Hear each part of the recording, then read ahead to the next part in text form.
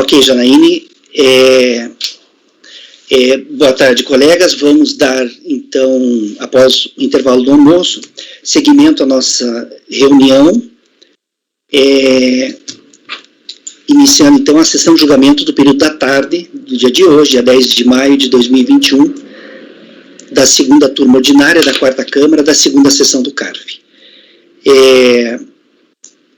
Participarão dessa sessão de julgamento os conselheiros Márcio Augusto Sequef Salem, Gregório Heckmann Júnior, Luiz Henrique Dias Lima, Renata Torati Cassini, Rafael Mazer de Oliveira Ramos, Francisco Ibiapino Luz, Ana Cláudia Borges de Oliveira e Dene Medeiros da Silveira. Antes de iniciarmos os itens da tarde, nós vamos só finalizar o julgamento de alguns itens do período da manhã, que são os itens 16, 17, 18, 19 e 20, todos da contribuinte Rantei Construções e Incorporações Limitada. O relator apresentou o seu voto em relação a um dos itens, o item 18, apresentou o voto e votou no sentido de negar provimento ao recurso voluntário, tá? E aí o conselheiro Gregório pediu vista de mesa, conseguiu dar uma analisada no processo durante o almoço, Gregório?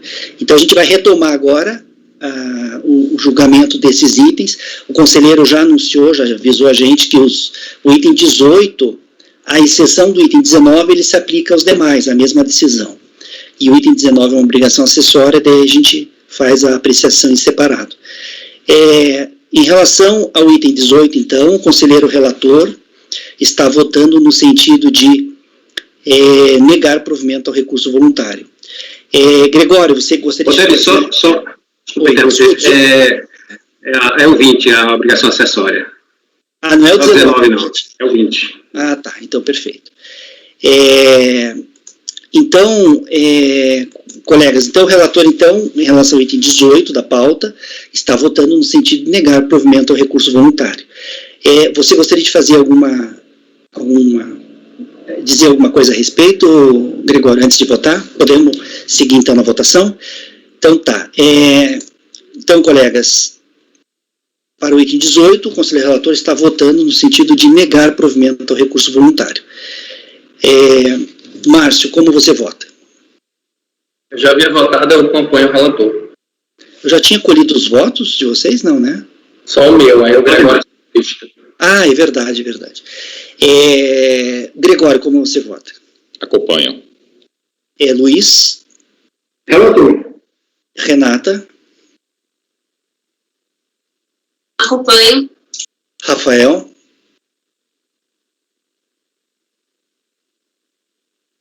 Eu acompanho o relator. Ana? Acompanho. Eu também acompanho o relator. Então, para o item 18 da pauta, da contribuinte Rantei Construções e Incorporações Limitada, ficará assim o resultado. Acordam os membros do colegiado, por unanimidade de votos, em negar provimento ao recurso voluntário. E vai ser registrado na ata também que o julgamento foi iniciado no dia de hoje, no período da manhã, e concluído no mesmo dia, no período da tarde. Esse foi o item 18. Essa decisão, Francisco, ela se aplica, então, para os itens 16, 17 e 19, né?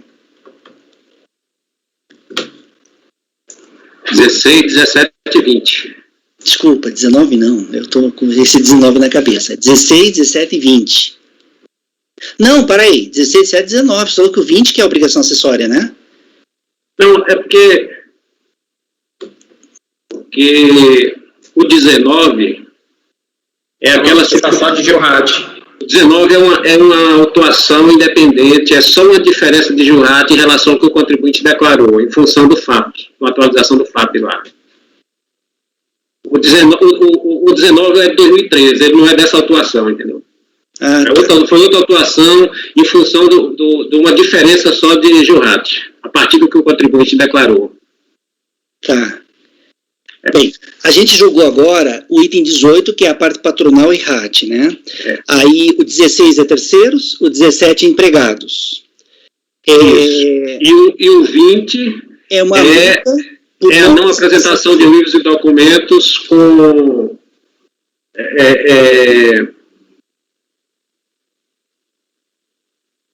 Você deixou mudo o microfone. Você deixou mudo o microfone, Francisco. O 20, a obrigação acessória CFR 38, não apresentar livros e documentos segundo as normas previstas na legislação. Tá. Bem, o 16, que é terceiros, 17, que é empregados, o que muda em relação ao 18 é só a contribuição, né? As razões de decidir situação são as mesmas. Todos. As razões recursais são as mesmas. Só o 20, o 20 as razões são as mesmas também, o arbitramento. O 20 todos eles as razões são as mesmas. Só mudou a infração do 20, que é a obrigação acessória. Tá, deixa eu só abrir o 20 aqui.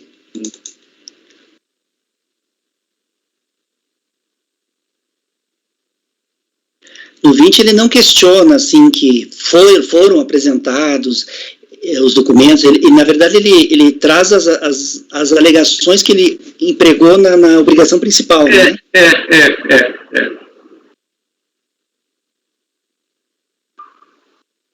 As alegações são as mesmas, por 4.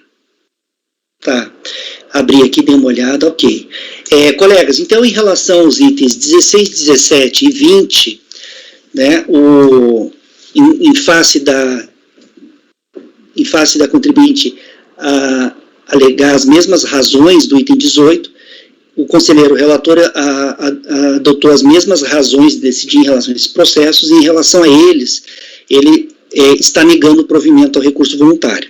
Eu vou perguntar, eu vou replicar, então, a decisão do 18, que é negar provimento ao recurso, nos itens 16, 17 e 20. 16, 17 e 20. Alguém diverge de eu fazer essa replicação? Não, né? Todo mundo, eu fiz a coleta de votos individual em relação ao item 18, é a mesma situação em relação aos demais, ninguém diverge, né? Então, tá. Então, deixa eu já deixar consignado aqui na ata.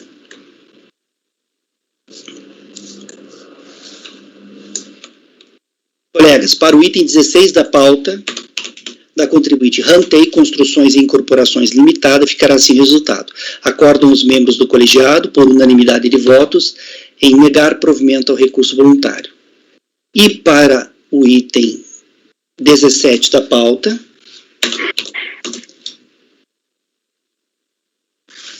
também da contribuinte Rantei Construções e Incorporações Limitada, ficará assim resultado também. Acordam os membros do colegiado, por unanimidade de votos, em negar provimento ao recurso voluntário. No caso do item 20, é uma obrigação, é multa por descumprimento de obrigação acessória, deixar de apresentar os livros, o contribuinte traz ao recurso as mesmas alegações que ele apresentou nesses outros 3 processos que a gente julgou, o conselheiro relator adota as mesmas razões de decidir, e eu vou também aplicar no item 20 a mesma decisão que nós tomamos em relação ao item 18, tá? Ninguém diverge, né? Quem diverge é a mesma decisão, não tem... Então, para o item 20 da pauta, da contribuinte Rantei Construções e Incorporações Limitada, ficará assim o resultado. Acordam os membros do colegiado, por unanimidade de votos, em negar provimento ao recurso voluntário. Agora, esses 4 processos são decorrentes da mesma ação fiscal. Agora, o item 19... Rodrigo, fala. Só fazer uma consideração, esses 16, 17 e 20, nesse caso aí, eles não foram iniciados na parte da manhã, né? Esse aí foi agora à tarde mesmo. Agora à tarde mesmo. Só para diferenciar do 18.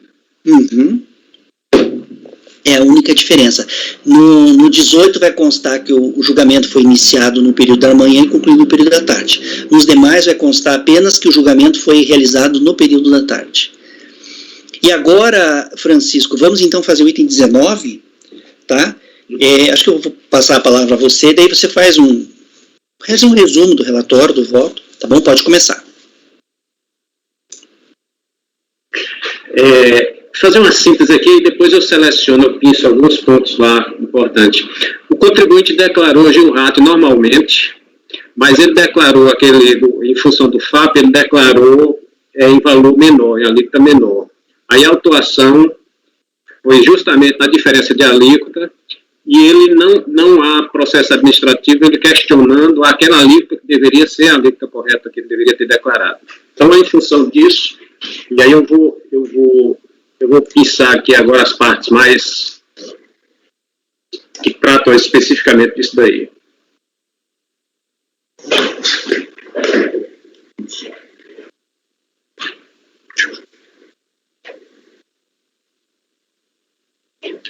Está destacada aí no voto. Informa que na GFIP que transmitiu relativo ao período 1 de 2010 a 12 de 2011, a empresa declarou deter o direito de ajustar as alíquotas de cálculo de 3% para a contribuição do inciso 2, que é o JURAT, por um índice de FAP de apenas 0,555, inferior, portanto, aos fixados administrativamente para este contribuinte. Registra que a empresa não apresentou nada acerca da existência de processo administrativo e que, em consulta aos bancos de dados do Ministério da Fazenda e do Ministério da Previdência Social, não consta nenhuma informação de que o contribuinte estivesse pleiteado ou tivesse obtido o direito à redução dos índices do FAP para o período em questão.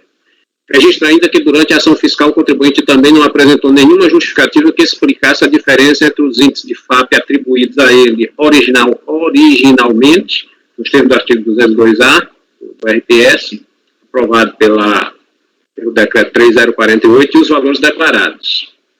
Assim, eu apresento a auto de infração para lançar de ofício a diferença de JURAT não recolhida nem declarada para o citado período. Isso aqui é do relatório da fiscalização. Ele não questionou, ele simplesmente declarou a menor.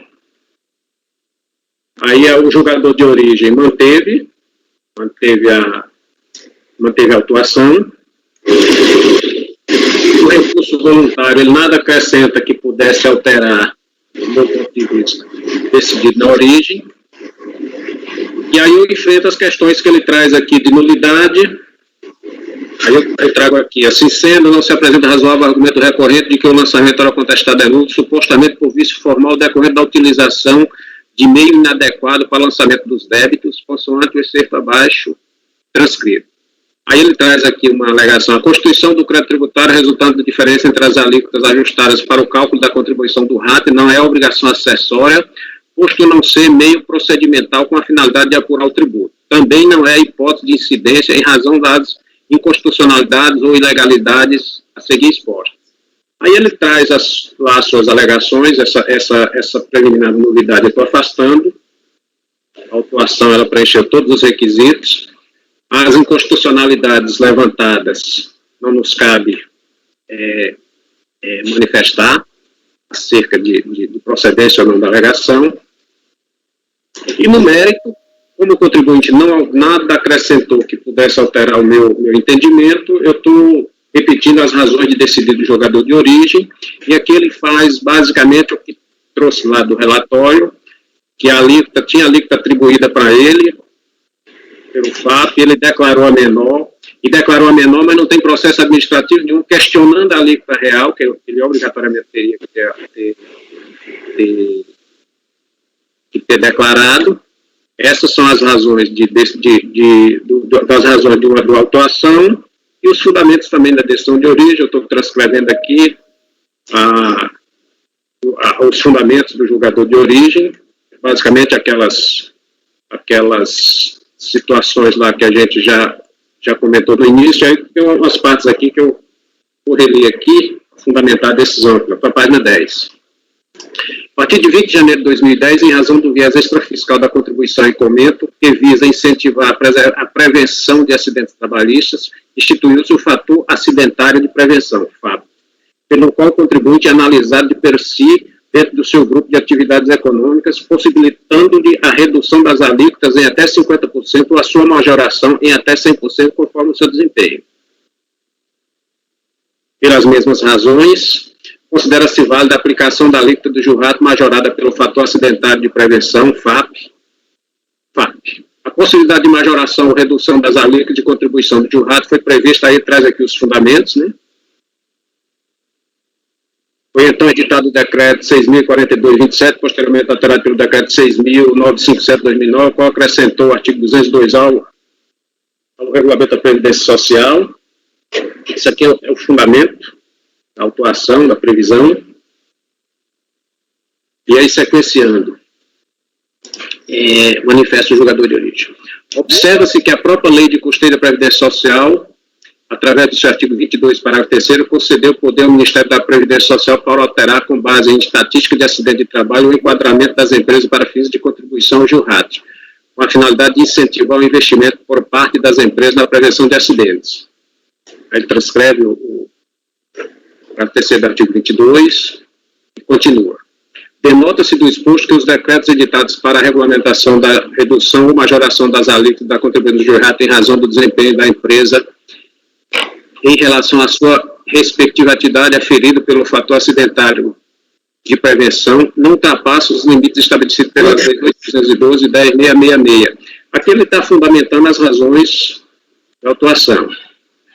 E segue. Desta forma, a fiscalização agiu corretamente ao aplicar a alíquota RAT ajustada de acordo com o fator acidentário de prevenção correspondente ao código CNAE da empresa impugnante. Quanto aos índices do fator acidentário de prevenção, o mesmo encontra-se disponível no sítio do Ministério da Previdência Social da internet, juntamente com as respectivas ordens de frequência, gravidade, custo e demais elementos que possibilitem a verificação por parte da empresa. A verificação por parte da empresa do seu desempenho dentro da sua subclasse da CNAE, bem como a legislação correlata e dúvidas frequentes das empresas. Sequenciando. Se houver discordância quanto ao FAP atribuído pelo Ministério da Previdência Social, a empresa poderá contestá-lo perante o Departamento de Política de Saúde e Segurança Ocupacional da Secretaria de Política de Previdência Social do Ministério da Previdência Social no prazo de 30 dias da sua divulgação oficial. O FAP entrou em vigor a partir da competência de janeiro de 2010 e está normatizado no Regulamento da Previdência Social, aprovado aí, justificando aqui a fundamentação, mais uma vez, replicando, e segue. O fator acidentário, o FAP, pode ser contestado administrativamente por meio de formulário eletrônico dirigido ao Departamento de Políticas de Saúde e Segurança Ocupacional. São analisadas apenas as contestações de possível divergência de dados previdenciários que compõem o cálculo do fator. Aí traz a legislação que faculta, possibilita essa discussão. Não obstante, não consta nos autos, nem no relatório fiscal, nem mesmo da impugnante de que tenha interposto recurso contestando as alíquotas do FAP. Mesmo assim, esta optou, sem qualquer justificativa, por aplicar um índice de FAP diferente ao destinado à sua atividade econômica, tendo então a fiscalização levantado corretamente a diferença, uma vez que o lançamento é uma atividade vinculada e obrigatória, não cabendo juízo de valor quanto a este suposto aspecto alegado pela impugnante.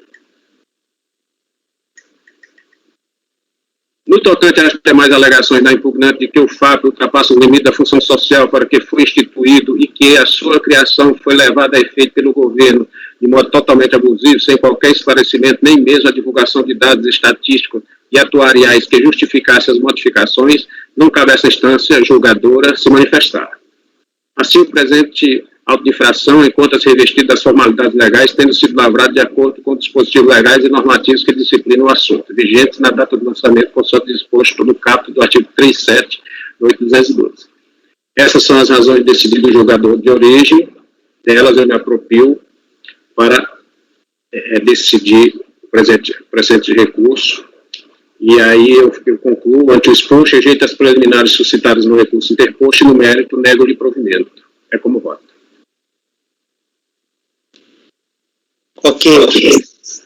Ok, Francisco. Colegas, a conselheira Renata, ela teve que dar uma saidinha na sala e está tentando voltar para a gente colher o voto dela. Ela disse que não está conseguindo entrar na sala.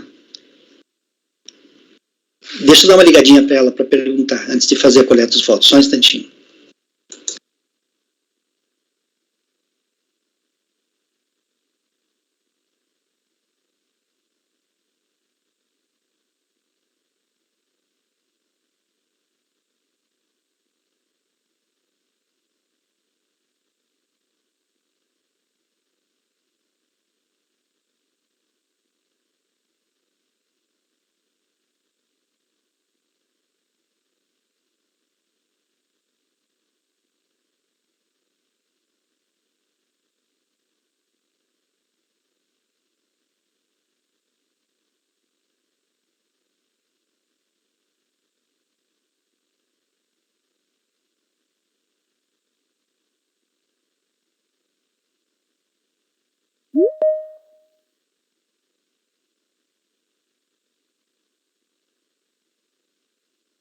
seu trabalho, entre.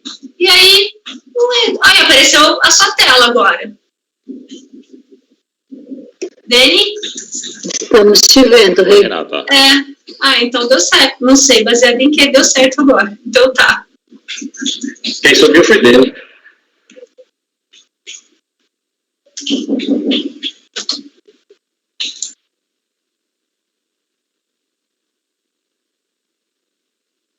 Às vezes acontece isso, Renato, sai e você tenta entrar, e esse sistema ele tem um delay, né? Ele tem um delay. Bem, colegas, o relator então apresentou o voto, vocês inclusive já estavam de posse dos votos, né? Porque eles foram disponibilizados já na parte da manhã. O voto do relator é muito próximo do voto dos outros processos dessa mesma empresa que a gente julgou. Nesse aqui ele trata do Gilrat, e ele está negando o provimento ao recurso voluntário, como nos outros. Alguém gostaria de comentar o voto do relator ou o processo? Não? Márcio, como você vota? Acompanho o relator. Gregório? Relator. Luiz? Relator. Renata? Acompanho. Rafael? Relator. Ana? Acompanho. Eu também acompanho o relator. Então, colegas, para o item 19 da pauta, também da contribuinte Rantei Construções e Incorporações Limitada, ficará assim o resultado. Acordam os membros do colegiado, por unanimidade de votos, em negar o provimento ao recurso voluntário. E estou registrando aqui que o julgamento está sendo realizado, foi realizado no dia de hoje, no período da tarde. Ok? Ok, colegas, com isso nós fechamos então 20 processos do período da manhã, que foram... Eu tomei uma iniciativa, desculpa te interromper, eu tomei uma iniciativa, estou separando, como a gente não tem repetitivo nessa pauta, eu estou separando processos do mesmo contribuinte, para que a gente, se quiser, algum momento ter volume, a gente pode tentar. A Ana tem o 21 a 24, que são do mesmo contribuinte, de contribuições previdenciárias. A gente pode deixar esses de contribuintes repetidos, né, processos de um mesmo contribuinte separados, e em determinado momento, se necessário, a gente julga com um maior efeito quantitativo na pauta julgada. Não sei se a Ana está de acordo, mas é o 21 ao 24. Seriam logo seguintes aos do Francisco, da pauta da manhã. Você está querendo julgar itens da... eu também fiz o seguinte, colegas. Eu, quando organizei a pauta, eu coloquei na primeira metade da pauta os processos que eu vi que teriam uma menor complexidade, né, mais tranquilos. E deixei para a metade seguinte. Eu tenho medo de adiantar muito na pauta da manhã, agora à tarde, e pegar processos mais complicados e a gente também demorar muito à tarde. Não é minha proposta. Minha proposta é se a gente guardar esses processos de um mesmo contribuinte para o momento oportuno. Então, por exemplo, vamos julgar, a gente tem 20 minutos, vamos julgar esses 4, se der tempo, naturalmente, né? Vai depender do relator. Não, tá. Vocês queriam fazer eles agora, assim, sabe? Não, eu já separei aqui os 21 ou 24 da Ana. Não, tranquilo, tranquilo. Se der um tempinho, a gente pode fazer alguns desses que ficaram para trás. Colegas, então com isso a gente encerrou, então, o julgamento por hora, né, por hora, dos itens da pauta da manhã. Nós conseguimos julgar 19 itens, um ficou com vista de mesa, mas é tranquilo, ele retorna, a gente julga rapidinho. Então, foram 20 itens na parte da manhã. Dani, só uma sugestão, mais ou menos nisso que o Márcio colocou, se a Ana também concordasse. São 4 processos, normalmente, eu não sei, Ana, se seria tipo assim, julga um e aproveita os outros, eles são logo na sequência, que a gente já começava o primeiro dia com mais de 20 na manhã. O que você acha? Você não acha que valeria a pena não pegar esses 4 aí? Por mim, tudo bem.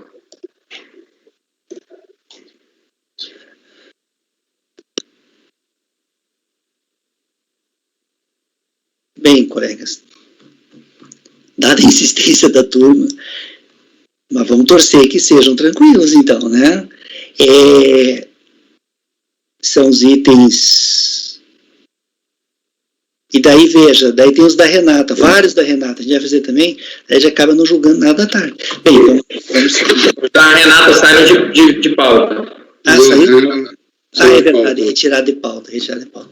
Mas os das cobras? Não, foram outros que saíram, não foram? Os da manhã, né? Mas eu tenho outra parte. É a Associação Municipal. Vamos lá então, colegas, já que a turma está insistindo, vamos fazer então o julgamento dos itens 21, 22, 23 e 24, que são da pauta da manhã, que não foram julgados, todos de relatoria da conselheira Ana. Esses itens, 21, 22 e 24, são do contribuinte Hospital de Misericórdia de Anápolis. Todos envolvendo aqui a questão da imunidade, né, / isenção. Você vai fazer a leitura na ordem da pauta, Ana? Sim. Então, colegas, item 21 da pauta de relatoria da conselheira Ana. Pode iniciar a leitura, Ana.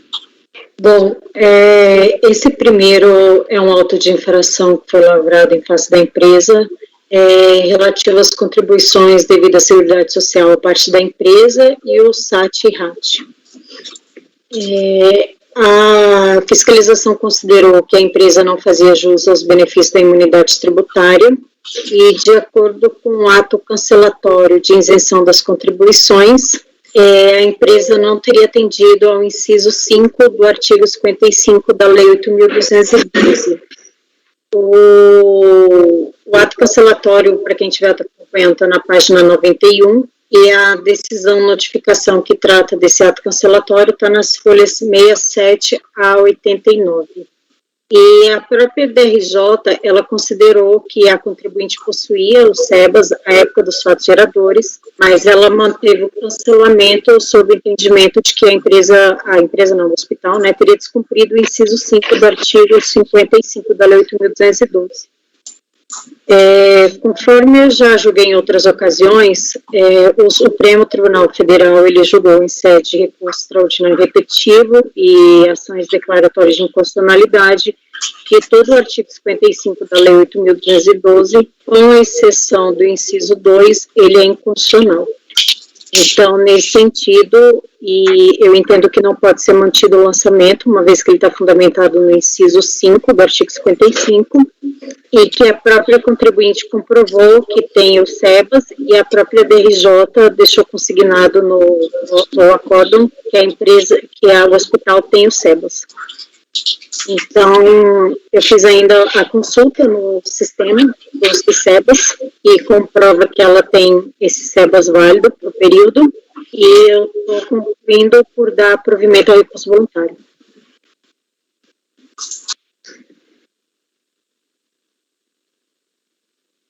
Só tirar uma dúvida contigo, ele tem um processo paralelo, que é o processo do cancelamento da inscrição?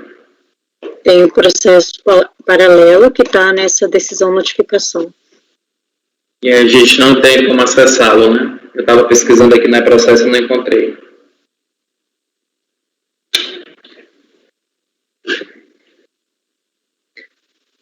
A decisão notificação, ela está nos autos, na folha 67. Então, eu acho que é isso que a gente precisa da informação.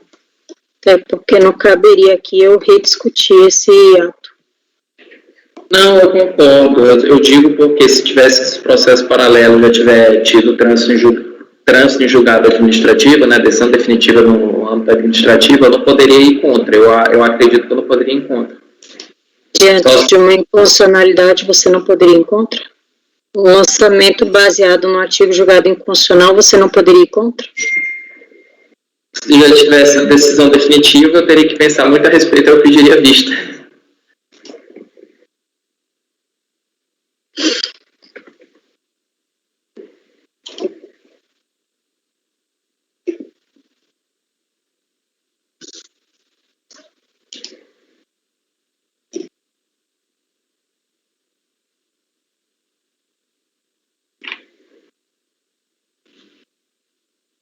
Eu estou tentando abrir aqui a decisão da RJ, Ana, para ver.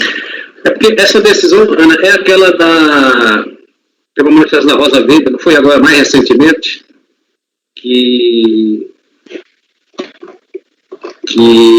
a única exigência que poderia permanecer seria do SEBAS, né? Quando eles julgam os embargos de declaração, ela é escolhida como redatora dos embargos e é mantido só o inciso 2º do artigo 55, que fala da exigência do SEBAS para a instituição poder fazer gozo da imunidade. Não, eu estou colocando porque assim, na época da decisão do DRJ não tinha esse posicionamento da Rosa Verde ainda, né? Não tinha esse posicionamento da Rosa Weber, apesar de que o entendimento já pacífico na jurisprudência é que todas as entidades precisavam cumprir com o artigo 14 do CTN para fazer jus à imunidade, uma vez que a imunidade deve ser tratada por meio de lei complementar e não por meio de lei ordinária. E a decisão do STF é justamente nesse sentido, né? Foi a constitucionalidade justamente do inciso 2º, porque justamente seria uma forma de demonstrar o cumprimento dos incisos 14, né? Um facilitador, talvez. Tipo, uma moldura dizendo, olha aqui, está cumprido os requisitos, em que pese só a lei complementar poder limitar os direitos do contribuinte. E, no fundo, é como o caso que eu até acabei me confundindo, que a gente acabou de ver no início, quando a decisão tem efeitos precedente em repercussão geral, você tem que aplicar. Não tem muito essa de efeito ex nunc inter partes, né? É uma repercussão geral. Inclusive, a gente tem um mandamento até no IPAC, né, que a gente precisa aplicar. Então, seja pelo fato de ser repercussão geral em si, considerado o fato que a gente tem mais um RICAD determinando a aplicação dessa decisão. Então, se ela é anterior, posterior, tal, o fato é que... Olha aí, Márcio, em outra turma você já estava sendo representado. Como essa turma é legal.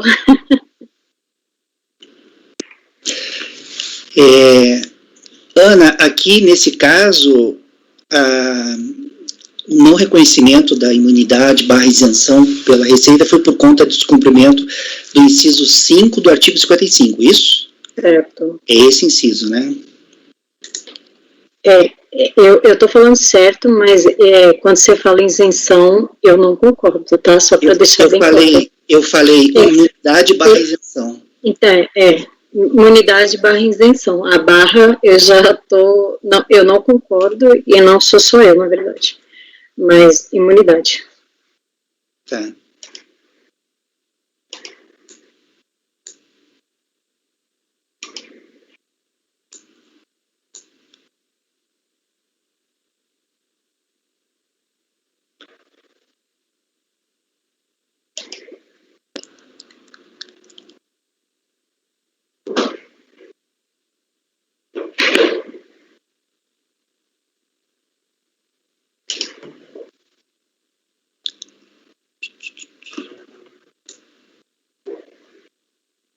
Só um instantinho, tá? Tá.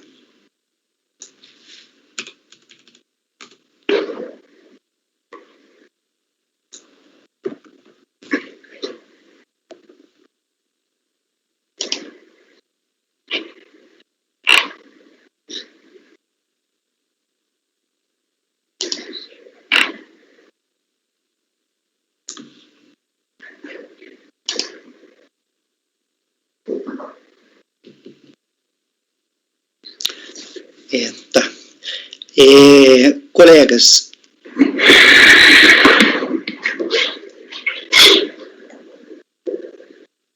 o não reconhecimento da isenção em relação a esse item, vamos tratar primeiro desse item 21, é por descumprimento do inciso 5 do artigo 55 da Lei 8.212. E por conta das decisões judiciais invocadas pela relatora, ela está, então, dando provimento ao recurso voluntário. Dando provimento ao recurso voluntário e cancelando o lançamento. Isso, né, Ana? Cancelando o lançamento. Alguém gostaria de comentar o voto da relatora ou o processo? Não? Márcio, como você vota? Só mais um minutinho. 1 minutinho mesmo.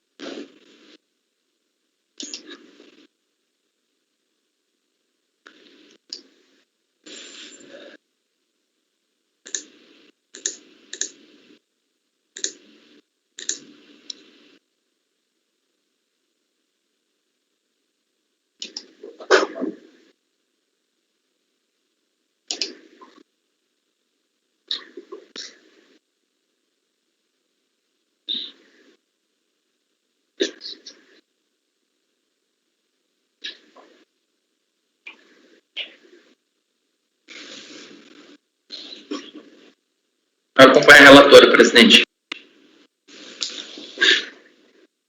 Ok, Márcio. Gregório, como você vota? Relatora. Luiz? Relatora. Renata? Acompanho a relatora. Rafael? Relatora. Francisco? Também acompanho a relatora.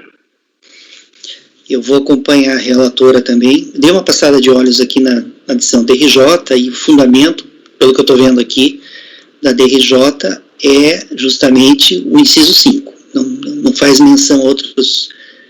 peraí.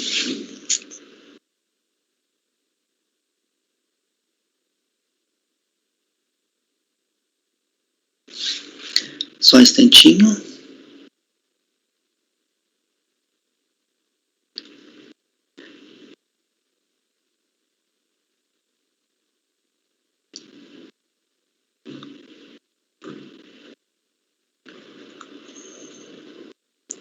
Só um minutinho.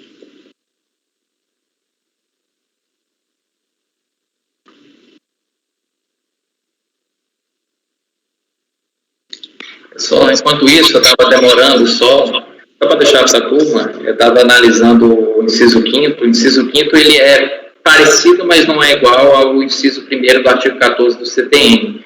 O inciso 5º, ele fala que aplique integralmente o eventual resultado operacional na manutenção e desenvolvimento dos objetivos institucionais, apresentando anualmente ao órgão do INSS competente relatório circunstanciado de suas atividades. É bem mais abrangente do que o artigo 14, inciso 2º, que é aplicar integralmente no país os seus recursos na manutenção dos seus objetivos institucionais. Foi essa análise que eu estava fazendo. Márcio, independente de ser parecido ou não, o STF julgou inconstitucional. Eu poderia ler aqui e falar assim, nossa, é igualzinho, mas o STF julgou inconstitucional, 55.5.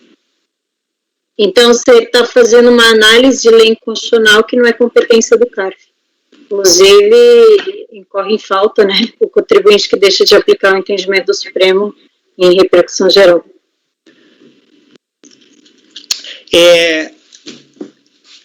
Ana, em relação aos outros, vai ser a mesma decisão?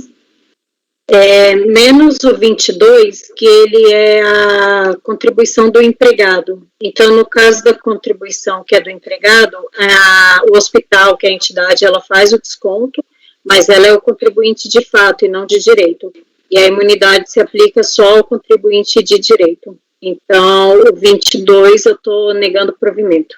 Tá certo. Colegas, é o seguinte, todo mundo já votou, tá? Falta, eu até falei voto, mas não pronunciei ainda.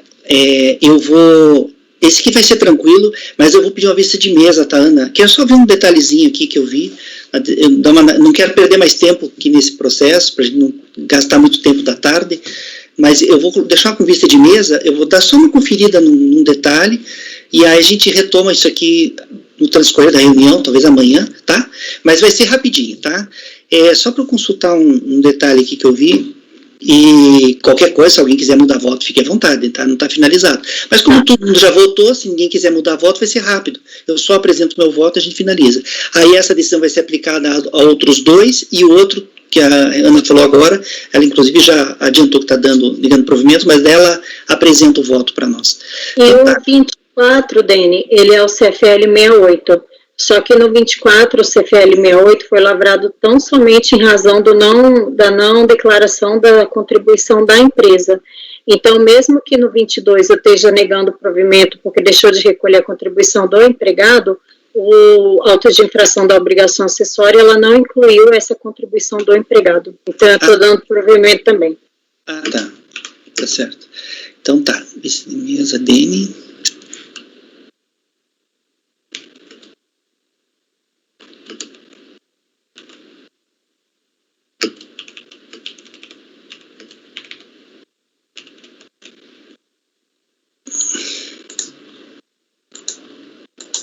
Eu vou deixar todos com vista de mesa, então, tá, Ana?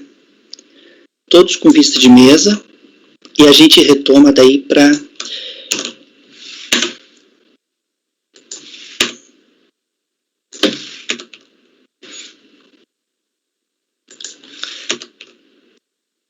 A gente, teve início de julgamento na tarde de hoje, o item 21.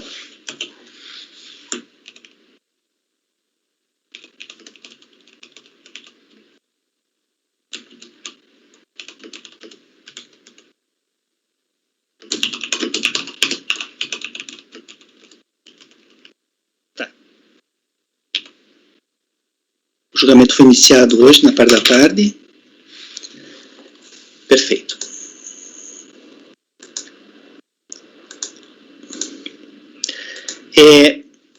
Podemos ir para a pauta da tarde? Ou vocês querem fazer mais? Podemos ir? Tá, colegas, vamos então para a pauta da tarde.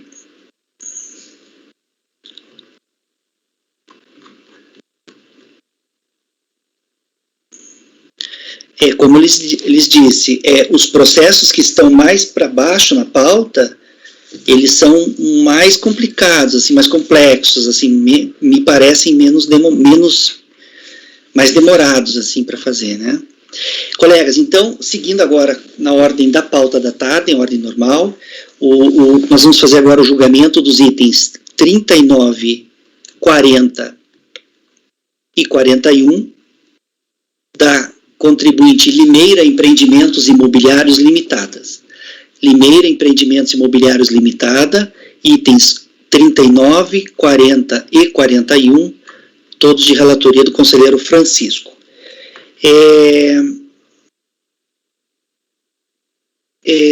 Pelo que eu estou vendo aqui, você vai iniciar pelo item 40, né, Francisco? Pelo item 40, né? Porque o 40 trata de PLR, aí o 39 trata de multa, né? Código de Fundamentação Legal 78, e o 41 trata do SAT-GILRAT. Então tá, colegas, item 40 da pauta, da contribuinte Limeira Empreendimentos Imobiliários Limitada. Pode iniciar a leitura, né, Francisco? Tá, só contextualizando aqui, Dani, o 39 e o 40, eles são decorrentes da mesma atuação. O 40 que eu botei comum é a parte patronal de distribuição de lucro, né? O 39 é CFL 78, GFIP com informações omissas ou incorretas, que é justamente decorrente dessa atuação aqui do 40, 39. Agora, o 41 é outra atuação lá, é patronal rato e terceiro, mas aqui é mão de obra, é outra atuação lá, só para situar. Aí, vamos iniciar então do 40, tá? Porque o 40 se aplica o 40 e o 41, né? Aliás, o 40 e o 39.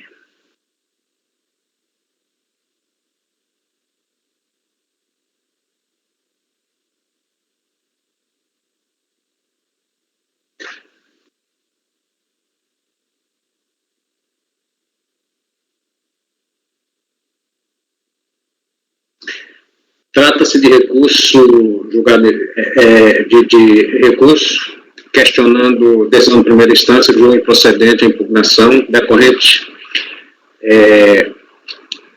de infração referente à contribuição da parte patronal da incidentes sobre o lucro distribuído indevidamente aos sócios.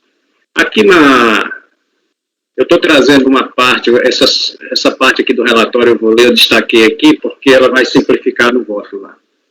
Nos termos do relatório de folha 61 e 67, o livro diário de 2011 foi solicitado pela fiscalização através do termo de intimação fiscal número 4 e posteriormente através do TIF 11, sendo que dentro do prazo legal estabelecido não foi apresentado o livro diário do período de 1 a 8 de 2011, devidamente encadernado e autenticado na junta comercial, motivo pelo qual o débito foi aferido indiretamente da forma seguida escrita.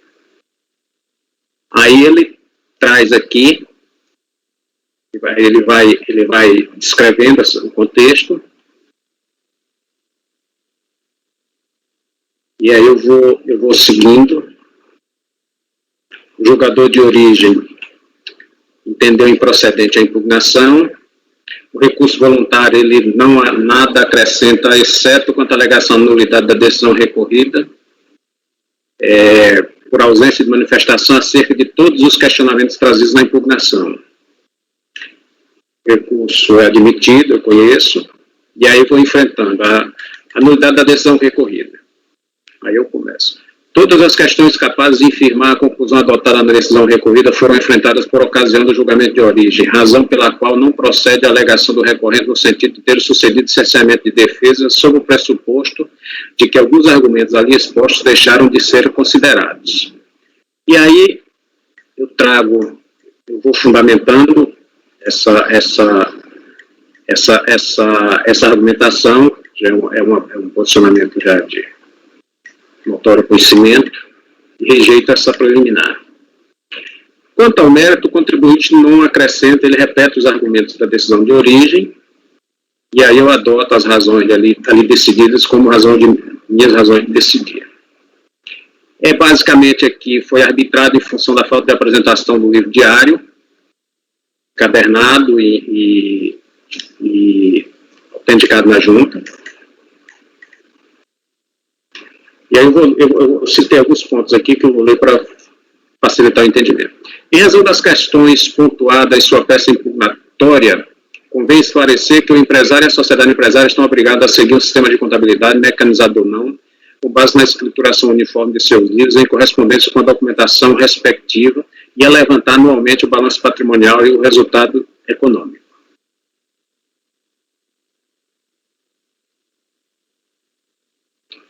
Aí aqui continua o fundamento da obrigatoriedade dos livros. Eu vou para o item 13. Cumpre ressaltar que a autenticação pela junta comercial do livro diário é uma das formalidades extrínsecas a que deve obedecer o empresário e a sociedade empresária. No presente caso, diante da não apresentação pela empresa fiscalizada do seu livro diário do ano 2011, contendo todas as formalidades exigidas por lei dentro do prazo legal, a fiscalização utilizou-se para a aferição do débito em questão de elementos outros apresentados pela empresa, quando solicitado com base na autorização dada pela Lei 8.212/91, artigo 33, parágrafo 3º. Aí tem um fundamento aqui do decreto 3048.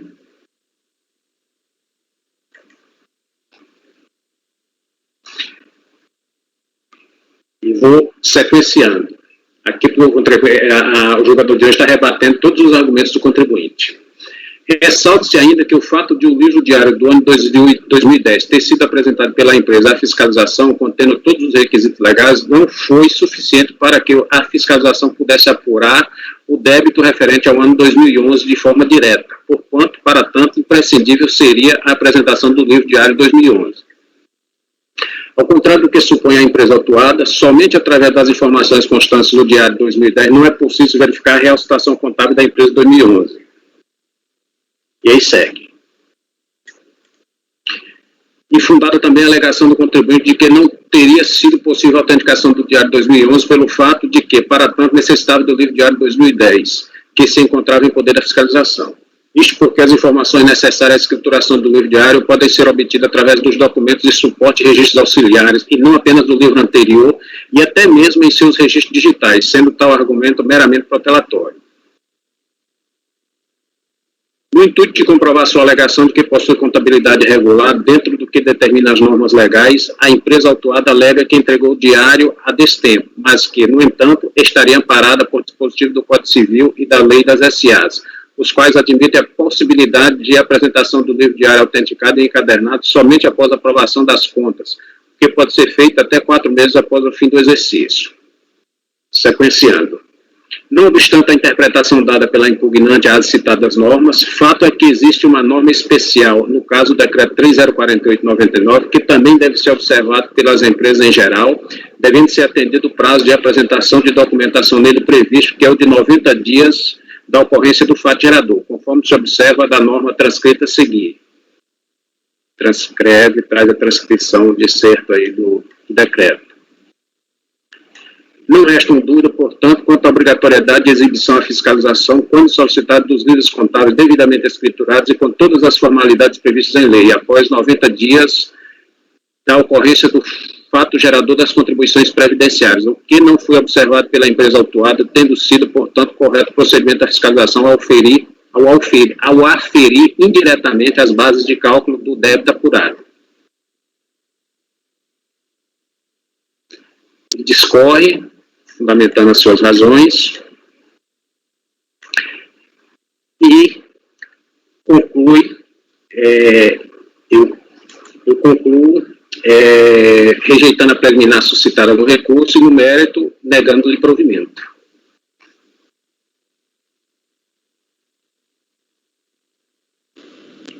É como eu voto. Ok, Francisco. Colegas, em relação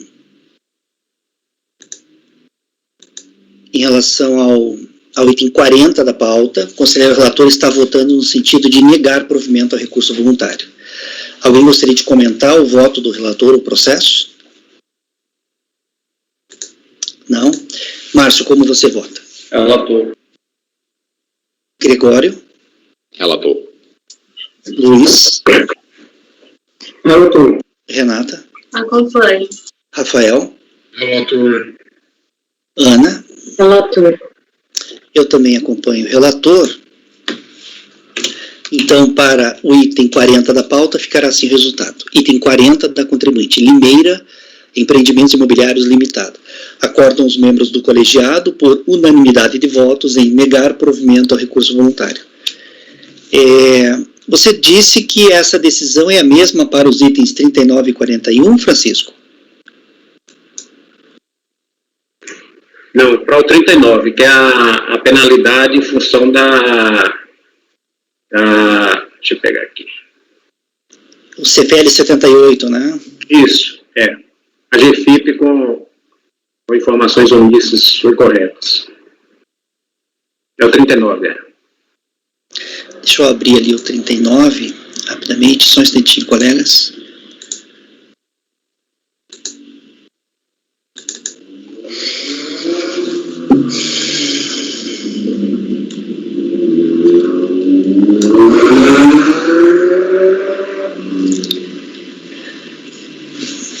Colegas, em relação ao item 39 da pauta, da mesma contribuinte, o conselheiro relator está também votando no sentido de negar provimento ao recurso voluntário. A decisão é a mesma do anterior, só que aqui é obrigação acessória, né? Mas, em relação, fazer a coleta individual dos votos, em relação ao item 139, o conselheiro relator está votando no sentido de negar provimento ao recurso voluntário. Como que você vota, Márcio? De acordo com o relator. Gregório? Relator. Luiz? Relator. Renata? Acompanho o relator. Rafael? Relator. Ana? Relator. Eu também acompanho o relator. Então, para o item 39 da pauta, também ficará assim: acordam os membros do colegiado, por unanimidade de votos, em negar provimento ao recurso voluntário. Agora vamos para o item 41, que trata do SAT, né? SAT Gilrat. Quer fazer uma leitura desse Francisco, passa a palavra a você, então.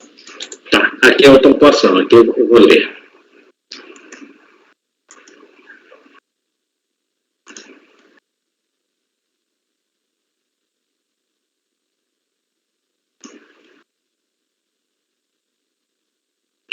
Trata-se de recurso voluntário interposto contra decisão que julgou procedente em parte a impugnação apresentada pela contribuinte, com o objetivo de extinguir crédito tributário das contribuições devidas pelos segurados empregados, a parte patronal é destinada ao Gilrat e a terceiros. Vou tratar aqui de alguns pontos do relatório que são interessantes para a compreensão dos fatos. Trata-se de autos de infrações lavrados contra o contribuinte acima identificado, referente à contribuição previdenciária incidente sobre a mão de obra utilizada em obra de construção civil da pessoa jurídica, calculada com base na área constituída e no padrão da mesma, com utilização das tabelas FUB relativa à competência 6/2011, conforme se observa do relatório fiscal, folha 6975. Considerando a falta de apresentação do livro diário do ano 2011, as contribuições previdenciárias relativas às obras parciais executadas dentro do período de 1 de 2011 a 9 de 6 de 2011 foram apuradas com base na tabela FUB.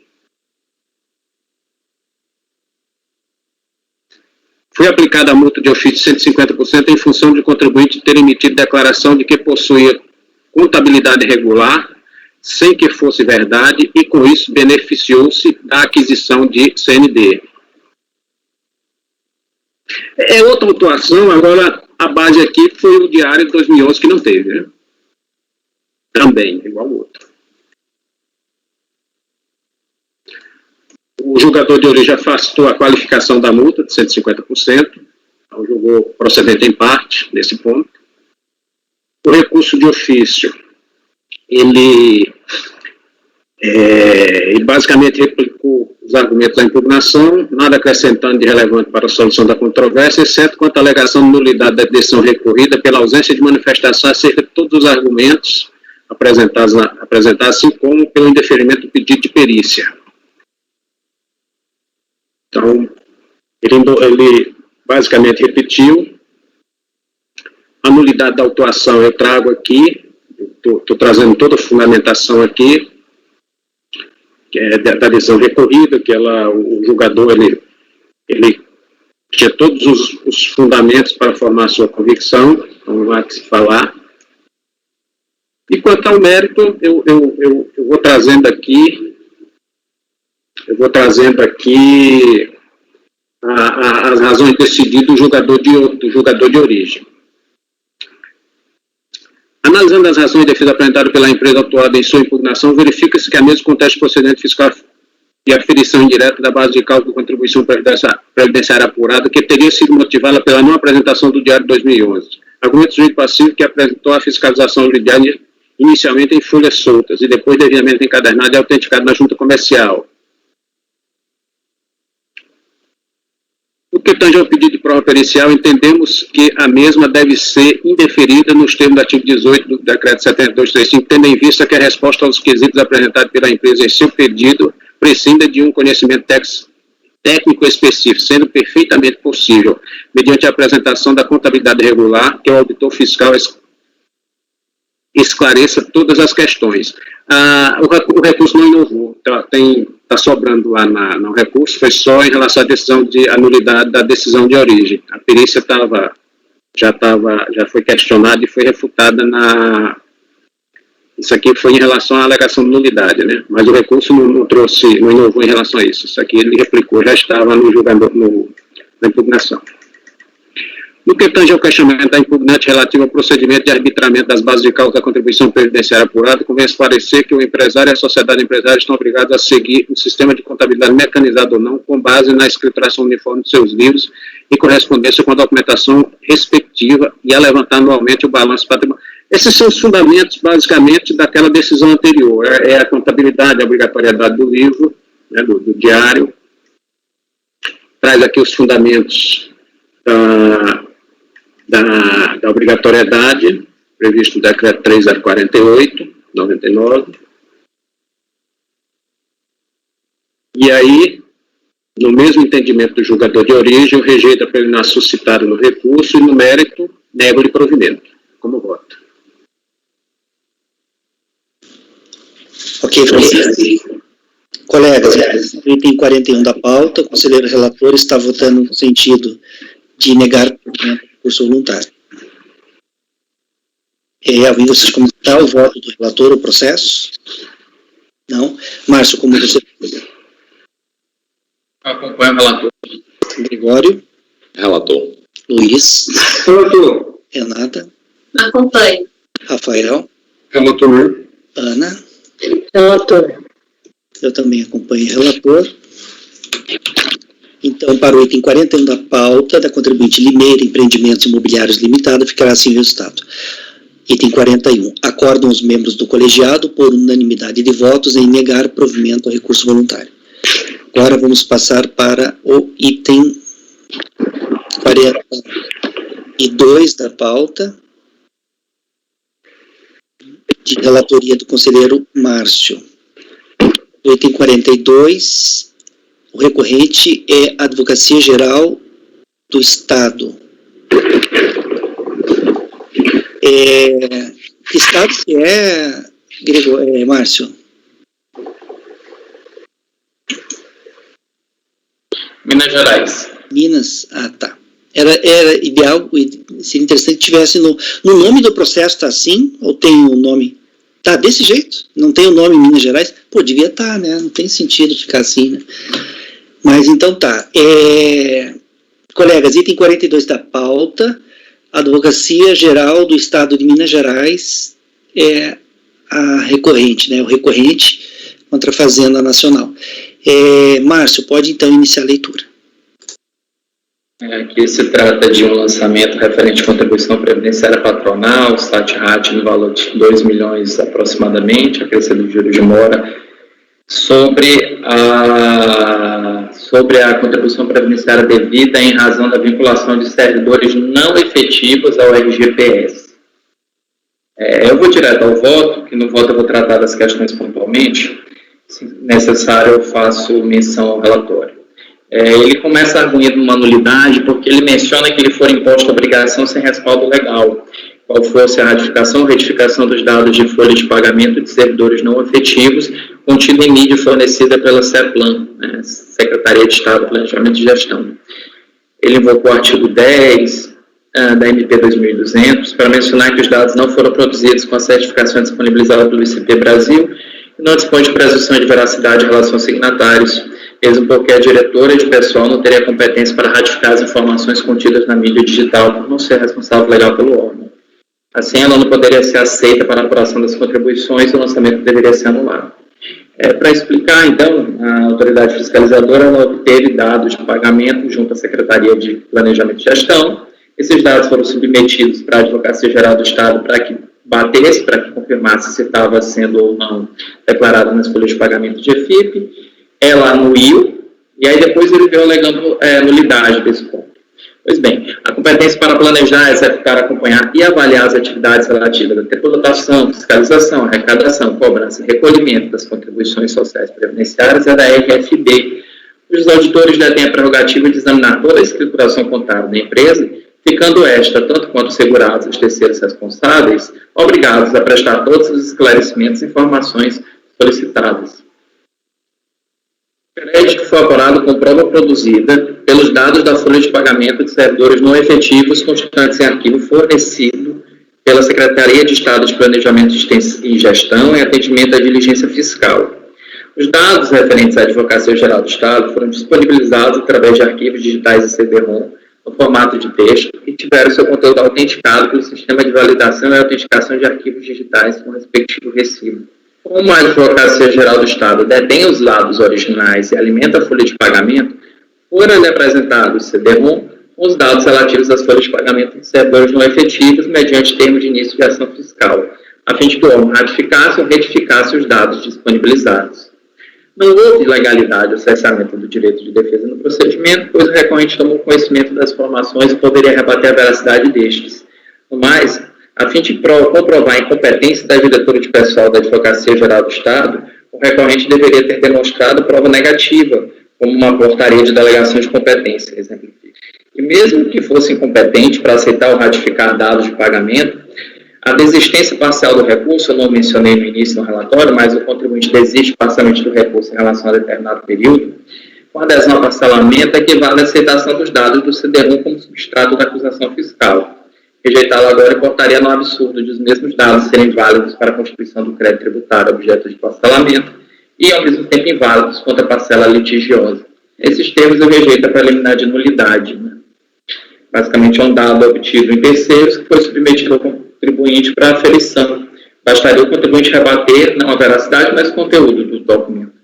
Perícia, eu vou passar adiante. A perícia foi negada por dispensar conhecimento específico e também por não ter sido formulada com base nos requisitos necessários do artigo 16, inciso 4.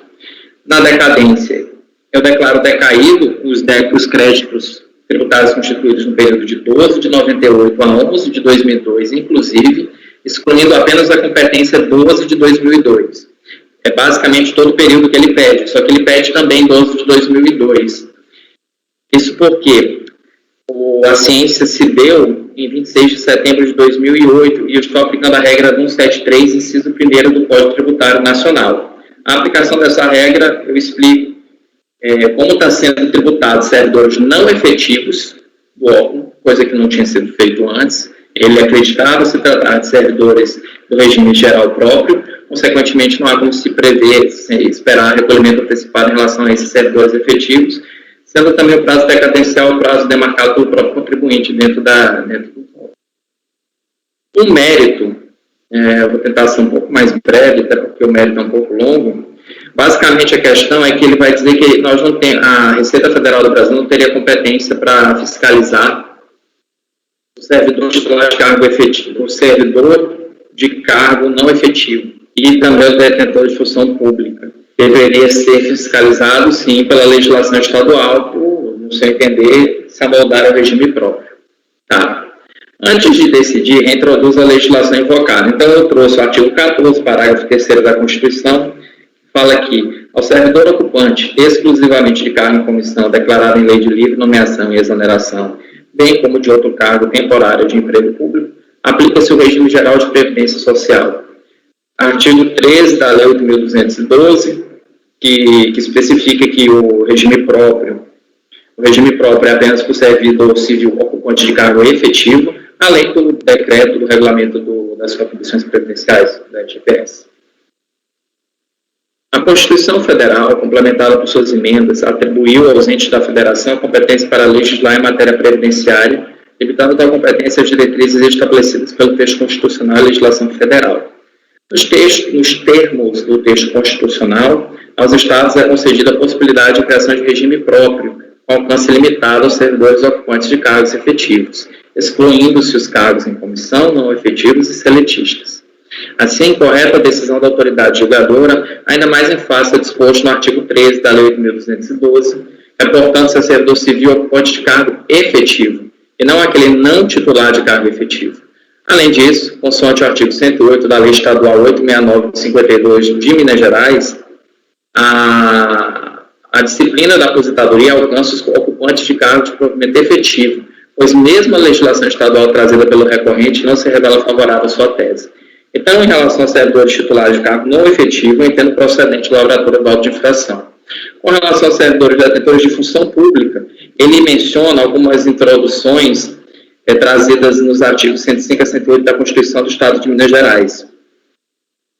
Seu objetivo era efetivar servidores sem concurso público ao arrepio do texto constitucional, vinculando-os ao RPPS ao invés do RGPS. O Estado de Minas impetrou mandato de segurança perante a Justiça Federal, em face de ato praticado por um INSS, cujo objeto consiste no reconhecimento da ilegalidade do ato e exigiu o crédito tributário por parte da autarquia, relativo às contribuições previdenciárias com seus consectários legais referentes aos servidores efetivados pelo Estado de Minas, por meio da legislação mencionada, de forma a garantir a permanência dos referidos servidores e seu regime próprio de previdência. Essa questão subiu para a STJ no recurso especial 1.135.062 e foi homologado um acordo entre o Estado de Minas, a União e o INSS. E dentro desse acordo, eu trouxe aqui os termos deduzidos, eles estão constantes também nos autos, nas folhas 197 a 199. Não vou fazer a leitura aqui, mas está aí disponível para todos vocês, porque eu vou apenas pegar um ponto específico desse acordo. Houve também uma ação de inconstitucionalidade perante o STF, que está discutindo justamente aqueles dispositivos acrescentados no ADCT da Constituição Mineira, no artigo 105 a 107. Foi suspenso, o julgamento dele foi suspenso. No caso examinado, o recorrente não demonstrou que os servidores detentores de função pública foram admitidos por prazo indeterminado até 1º de agosto de 90, seria indispensável para cumprir o inciso 1º da linha D do acordo mencionado. Então, se vocês forem lá no acordo D, no acordo no inciso 1 da linha D, vocês vão ver que a União e o INSS reconhecem que os servidores de Minas, efetivados nos termos da legislação mineira, integram o regime próprio, aí, servidores que se referem aos artigos 105 e 106.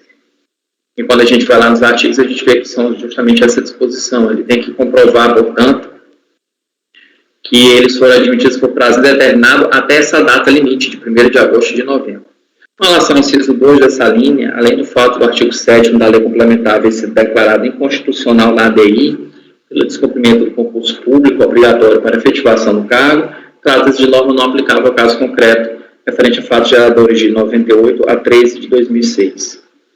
face a esse cenário jurídico, que é um cenário jurídico muito complicado, inclusive, entendo cabível a atuação nos modos delineados, que basicamente descaracterizou o regime próprio em prol do regime geral. Com relação à compensação, eu adoto as razões de decidir da autoridade julgadora de primeira instância, que impede a compensação dos créditos recolhidos no RPPS e no RGPS. E, por fim, falta de legitimidade para exigir contribuições previdenciárias, eu fico vedado de analisar esse ponto em face ao artigo 62 do RICAF. Nesse sentido, eu vou tentar provimento parcial ao recurso voluntário, a fim de declarar a decadência dos fatos geradores referentes a esse período, de 12 de 98 a 11 de 2002, inclusive. Ele pede 12 de 2002, mas 12 de 2002 começa a contar no exercício subsequente, então não entra nesse caso. É como voto, presidente. Ok, Márcio. Colegas, em relação ao item 42 da pauta, o conselheiro relator está dando provimento parcial ao recurso voluntário. Ele está acolhendo parcialmente a prejudicial decadência e está reconhecendo a decadência até a competência 11 de 2002. E no mérito ele está negando provimento a recursos voluntários no mérito, né? Alguém gostaria de comentar o voto do relator, o processo?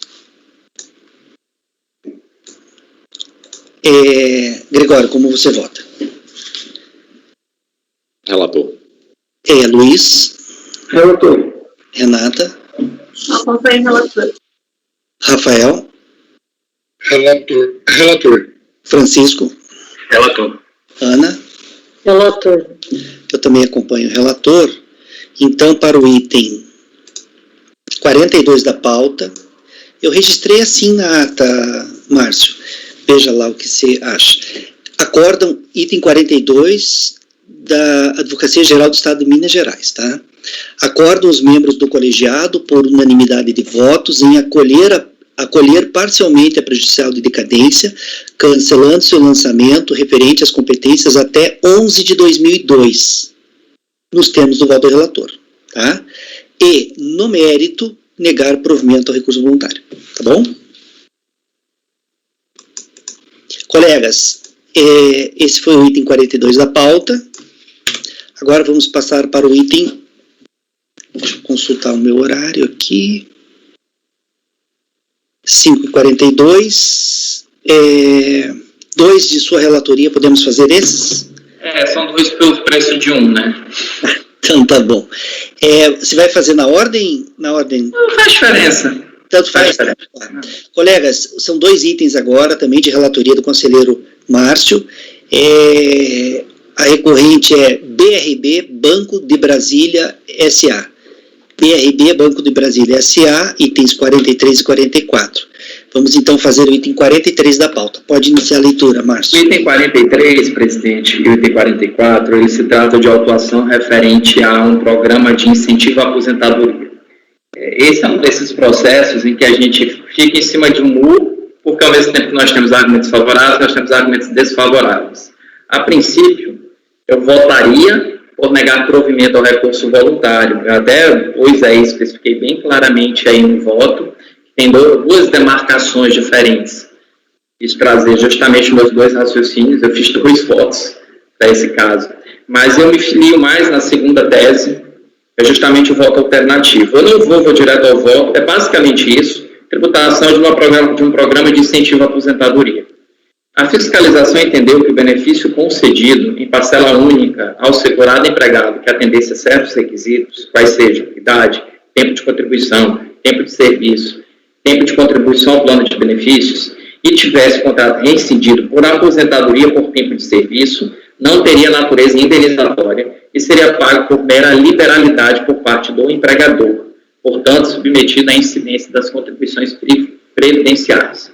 O artigo 28, parágrafo 9, linha E, item 5, excluiu do salário de contribuição as importâncias recebidas a título de incentivo à demissão, não se podendo perder contato com o fato gerador dessa espécie em relação aos segurados empregados e a remuneração destinada a retribuir o trabalho. Para a resolução do imbróglio, deve-se perquirir o conceito do vocábulo demissão. Se apenas as importâncias referentes à demissão com ou sem justa causa, nos termos da legislação trabalhista, estariam afastadas do salário de contribuição, ou se todas as importâncias correspondentes ao desligamento voluntário, baseado em critérios isonômicos e razoáveis estabelecidos previamente. A Secretaria da Receita Federal editou um ato declaratório bem antigo, 95 de 99, em que atribuiu natureza indenizatória às importâncias recebidas por empregado a título de adesão à PDV. Ele fala assim: mesmo que já esteja aposentado pela Previdência Oficial ou possua tempo necessário para requerer aposentadoria pela Previdência Oficial ou Privada. É assim nesses termos. Declare que as verbas indenizatórias recebidas pelo empregado a título de incentivo à adesão a programa de demissão voluntária não se sujeitam à incidência do IR na fonte nem na declaração de ajuste anual, independente de o mesmo já estar aposentado pela Previdência Oficial ou possuir o tempo necessário para requerer a aposentadoria pela Previdência Oficial ou Privada. Veja que aqui a gente está tratando de imposto de renda.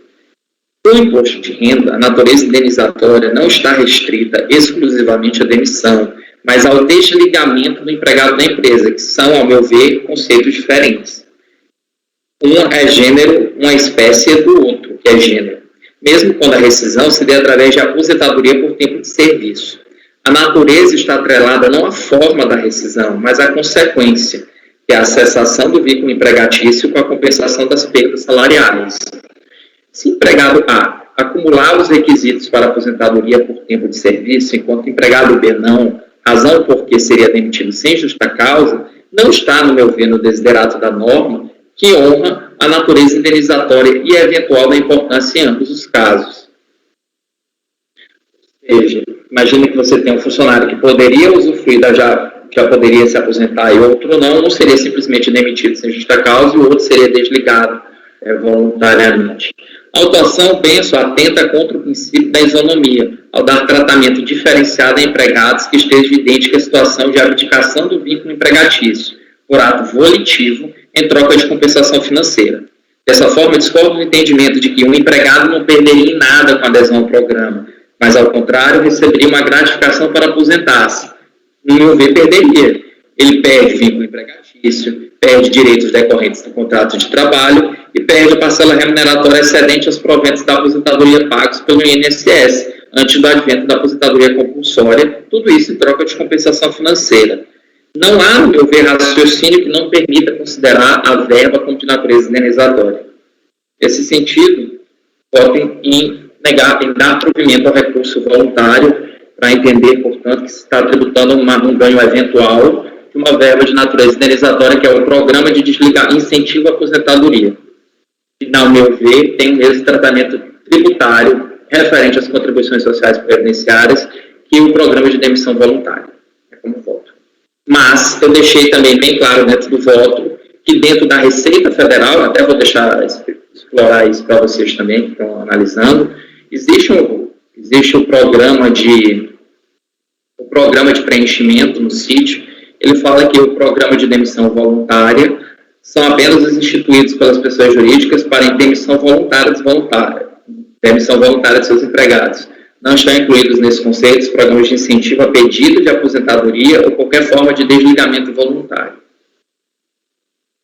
Bem, para analisar isso, teria que, então, portanto, se miscuir na mens legis desse programa.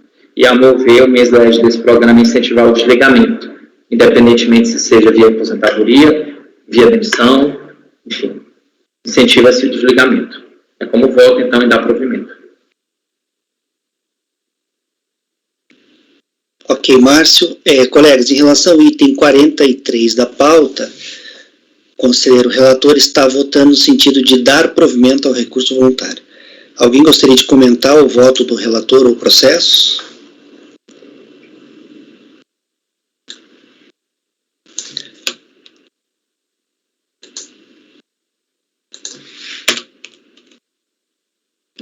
Veja, a lei prevê isenção para a parcela referente ao auxílio à demissão, não auxílio à aposentadoria. O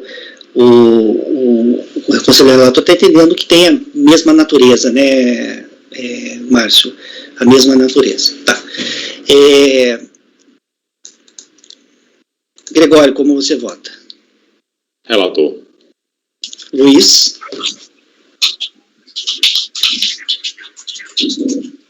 Como, Luiz? Eu não entendi. Posso pedir vistas para dar uma olhada nesse processo? Vista de mesa, né? Isso? Isso. Pode ser sim. Qual é o número exato aí, Márcio, do processo? Qual que, Luiz? O item da pauta. É o 43 e 44. 43 e 44, né? Um é patronal, o outro vai ser, se eu não me engano, terceiro. Mas tudo bem, baixa um, que a matéria é a mesma, né? É 43, olha, 43. Tanto faz, é só para ver a substrato fato. Vou dar uma olhadinha mais tarde. Tranquilo, esse aqui vai ser rapidinho de ver também. É mais uma questão de direito, né, do que outra coisa. Tem mais o quê? É uma questão de direito, não é uma questão de fato aí, né? Isso. Como você interpreta esse benefício? É isso que eu quero ler para extrair o signo, a significação. Não, eu digo mais, dependendo da sua interpretação, da interpretação de vocês também, eu não estou 100% seguro em relação a isso. Isso é uma interpretação que eu acredito que a lei não vai querer que a gente distinga dois tipos de desligamento. Eu não acho que a lei quer isso. Simplesmente porque uma pessoa atingiu o tempo de serviço. É só mudar o nome, demissão voluntária, só que a pessoa sai e se aposenta. Não vai fazer diferença, né? Mas eu estou aberto ainda à discussão sobre o tema.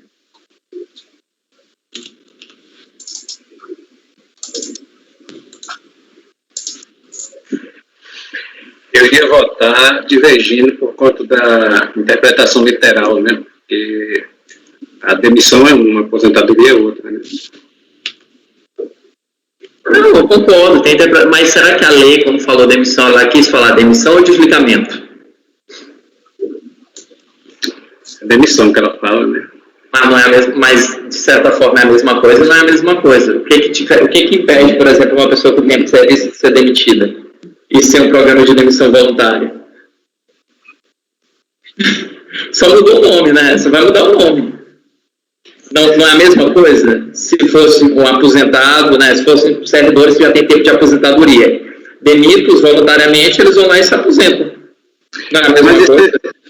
Mas se ele não tiver tempo de aposentadoria, a demissão, ele perde o vínculo, ele perde a remuneração mensal, né? Na aposentadoria você perde o excedente. Se você se aposenta no INSS, você perde tudo que você tem acima. Como eu botei no bloco, você perde sim. O jogador disse que não perde, perde. Mas o que eu quero entrar no ponto, Francisco, é o seguinte: você pode muito bem tirar o nome incentivo à aposentadoria e botar demissão voluntária. Uhum. Então aí você subverte a norma. Porque é literal, né? Então eu acho que o interesse aqui é a gente entender o núcleo, o que ele quer dizer como demissão. E para mim, demissão aqui é um vocábulo equivalente a desligamento. Ele não está na espécie aí, ele está no gênero. Tá. Colegas, saiu com vista de mesa, o Luiz pediu vista, então vamos dar uma estudadinha. Eu já tenho a minha convicção em relação a esse processo, né, já sei como votar, mas tranquilo. Quando vou retornar, a gente finaliza. Pode ser, Francisco? Pode, né? Não, eu só falei porque estava fora, já está resolvido já. Só falei, se eu fosse votar, eu faria isso, mas está com o Luiz, Tá certo, então. Mas alguém quiser aproveitar a oportunidade de dar uma estudadinha no processo, fique à vontade. Então, colegas, itens 43. Eu vou deixar os dois com vista de mesa, tá? Os dois com vista de mesa, julgamos juntos, daí os dois. A decisão de um vai provavelmente valer para o outro. Tá, então foram os itens 43 e 44 da recorrente BRB Banco de Brasília S.A. Agora vamos para os itens de sua relatoria, Luiz. Burger Comércio de Roupas Limitada. Burger Comércio de Roupas Limitada são os itens 45, 46, 47 e 48.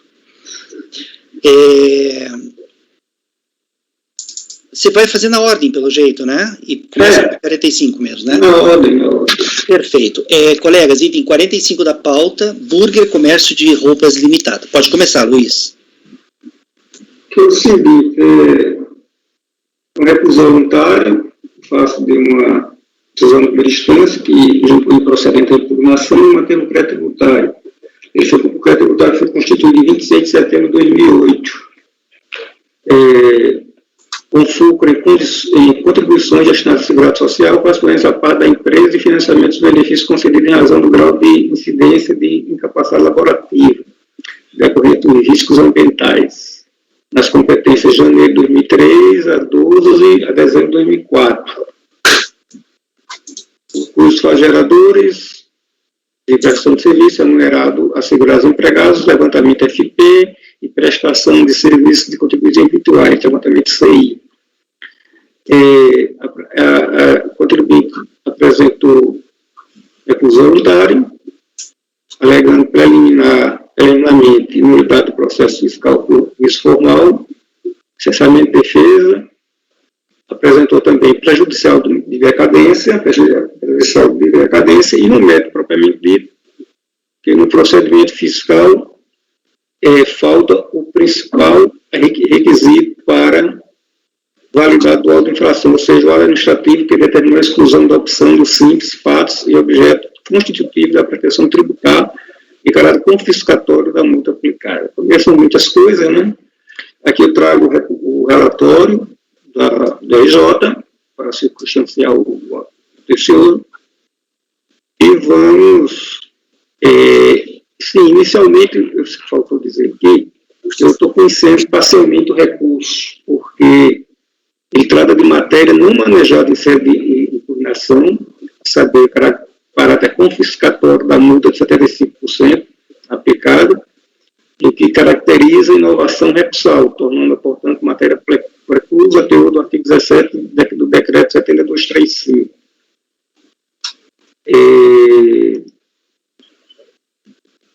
Então, essa matéria não está contenciosa, as demais serão apreciadas. Vamos ver lá, né? Na parte conhecida do recurso voluntário, aí não vou repetir aqui o que foi dito, né, que é a preliminar nulidade do processo fiscal, cessamento de defesa, prejudicial decadência, e no mérito que o procedimento fiscal que abrange relatório, levantamento, fundamentação, dispositivo, falta o principal requisito para a validade da auto-infração, ou seja, o ato administrativo que determinou a exclusão da opção do simples. Na parte conhecida, naquela, o contribuinte traz as mesmas razões, sem trazer na impugnação, razão pela qual se aduzir novas razões de defesa e um espectro impermissivo regimental do Portaria MF 343 de 2015, artigo 57, parágrafo 3º, método 2 de CAF, eu estou acompanhando a decisão recorrida, ou seja, a DJ. É um relatório longo, e nesses casos em que eu estou acompanhando o voto da DJ, eu me declino da leitura, porque todos os companheiros estão tendo acesso aí, que é uma cópia fiel, e o contribuinte conhece bem, tanto é que apresentou recurso voluntário, né? Então, aqui eu estou mantendo a decisão da DJ. Se quiser alguém ler e se alguém tiver alguma função para falar, é só se funcionar. Agora, com relação ao... agora, aqui eu afastei, inclusive, nesse bojo, a DJ já tinha afastado a decadência, e eu abri aqui um parágrafo específico para como se diz, acompanhar a DJ, destacando assim o enunciado prescritivo do súmula K, natureza vinculante, que foi caracterizado todo fraude ou simulação a contagem do prazo de decadência é o resto pelo artigo 173, inciso 1 do CTN. Porque a competência mais distante é 2003, então começando no primeiro dia do exercício seguinte, 2004, 5, 6, 7, 8. O lançamento se aperfeiçoou em 2008. A multa, assim, ele fala lá do... Quer dizer, aquela questão da confiscatória da multa, eu não conheci, né? Eu não conheci, deixa eu ver, Isso, não conheci. Então, eu estou acompanhando a TDJ, essa exclusão do Simples, destacando que o já teve um voto recente aqui, foi do doutor Gregório, que esse hábito aqui do Simples não impede que sejam feitos lançamentos, quando a pessoa exclui o Simples, não impede que sejam feitos lançamentos constitutivos das contribuições previdenciárias, inclusive o enunciado 77, né, de São Placado, nesse sentido, que eu não citei aqui, mas ele está, como se diz, argumentado na própria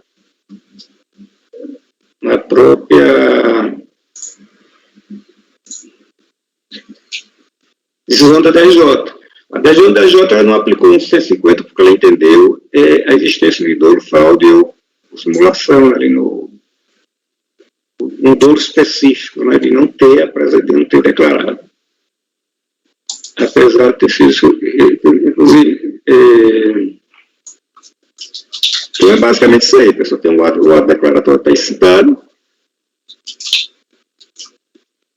e eu estou mostrando a decisão da DJ.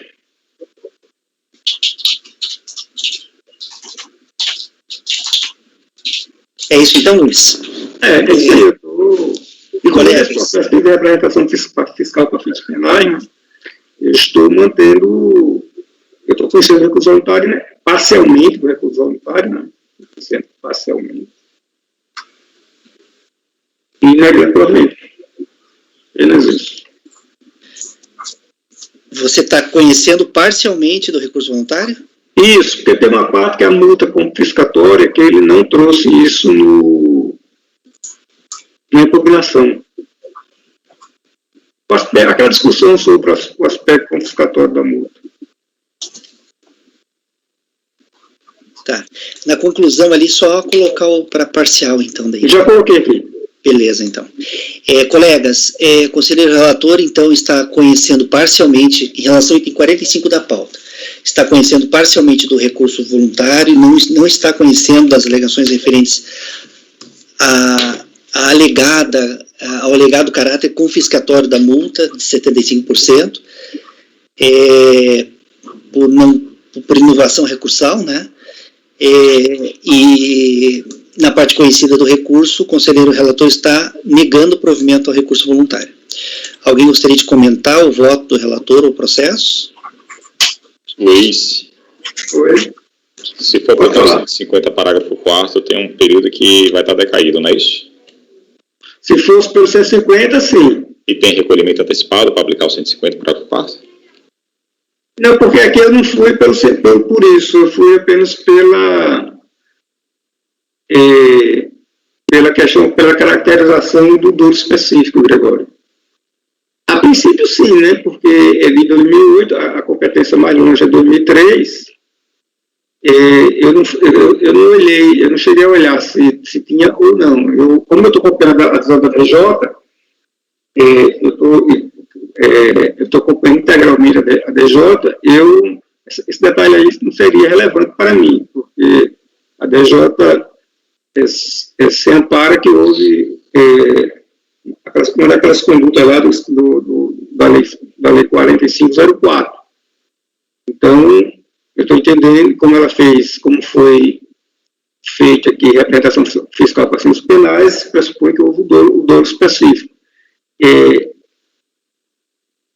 Eu vou só ler aqui a partezinha da DJ que diz: em relação ao presente processo, há que considerar que, conforme a descrição do relatório fiscal da infração de estudo, foram relatados fatos que, em tese, caracterizam sua negação de contribuições previdenciárias, por não ter havido declaração do fato gerador discutido em guia de FIP, motivo pelo qual foi objeto de representação fiscal para fins penais. Esse aqui é a passagem da DJ que faz remissão ao evento, tá? É esse evento aí. Como eu copiei a decisão da DJ, esse evento aí do artigo de ter havido no pagamento, ele se tornou despiciendo, pelo menos na linha interpretativa que eu segui, né? Mas se você entender que não se aplica aqui o pela inexistência do dolo, aí teria que verificar lá se tem pagamentos. E é importante aqui porque essa decisão ela vai replicar nos outros 4, sabe? Porque são duas obrigações acessórias e 2 obrigações principais. Então, todos esses procedimentos fiscais, eles nasceram a partir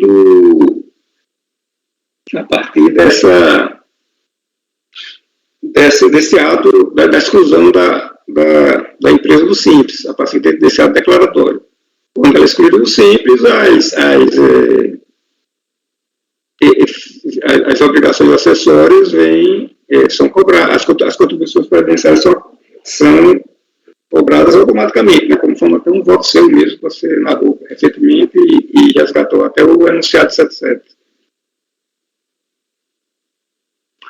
Presidente. Agora percebo assim, a princípio houve recolhimentos antecipados, porque veja outra receita aqui lá que ele fala, que ele ocasionou o recolhimento menor das contribuições.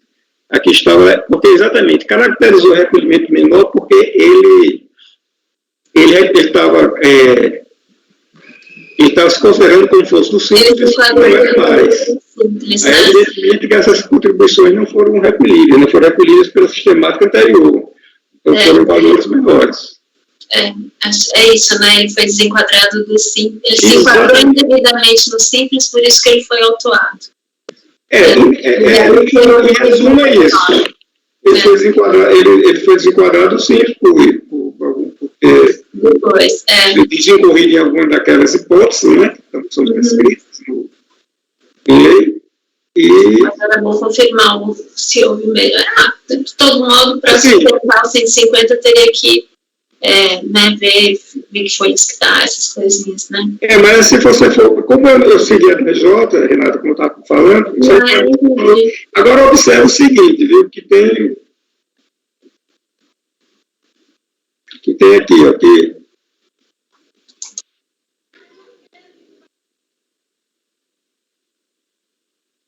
aí se for para essa discussão, eu teria que descaracterizar o nome. Eu vou manter, assim, exatamente toda a narrativa da DJ.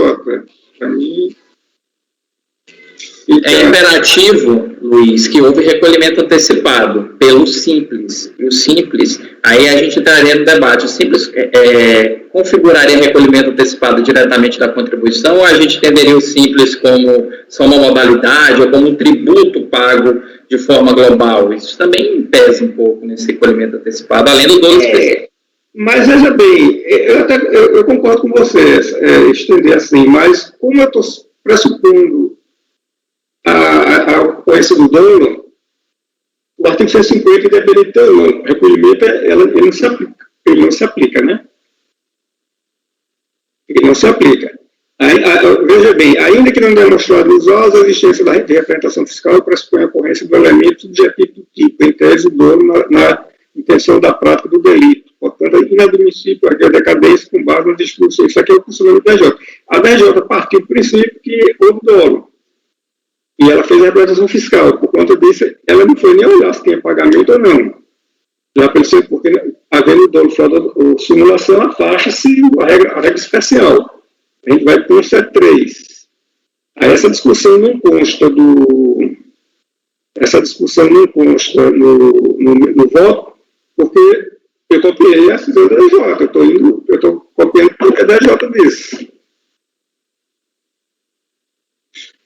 Inclusive trouxe até, aí aqui quem for entender, tem que ser, quem entendeu um pouco diferente, aí tem que afastar, tem que argumentar para afastar o dolo específico que foi identificada pela DJ. Aí já é uma argumentação mais, uma argumentação que seria, assim, no sentido legal, né, o que a fiscalização levantou, e é um terreno assim que eu não vou percorrer, porque o ônus de afastar o dolo é bem mais complicado para o jogador do que para o do que para a caracterização dele pela fiscalização, porque ele está perto dos fatos, ele está analisando todos os elementos, ele tem mais uma capacidade de informação, de convicção melhor do que a minha como jogador, pelo menos eu entendo assim, né? Aí eu estou mantendo, mas aí, se você está pedindo passar para esse ponto de analisar os pagamentos, então, de plano, você já está afastando, pressupondo que não houve um dolo. Tá? Porque, iniciando aqui a leitura do voto da DJ, geralmente esses votos assim, de desenquadramento de simples, eles são muito óbvios, assim, sabe? E assim, para mim, eles não têm muita coisa assim para... É um negócio, é algo assim meio que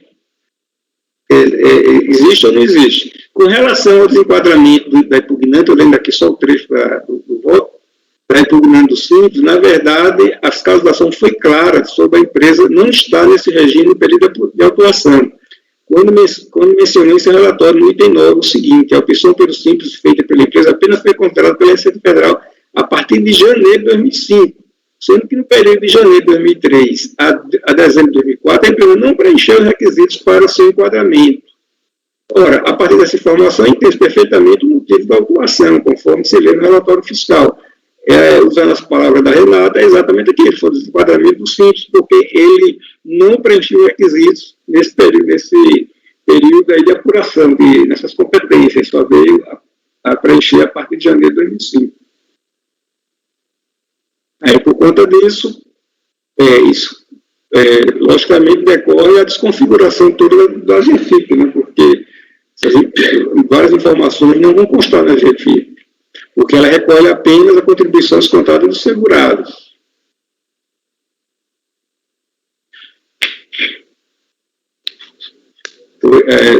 As contribuições patronais são substituídas, né?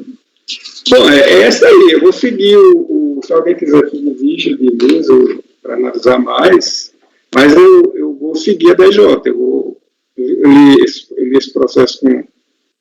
Ok, Luiz. Ok, Luiz.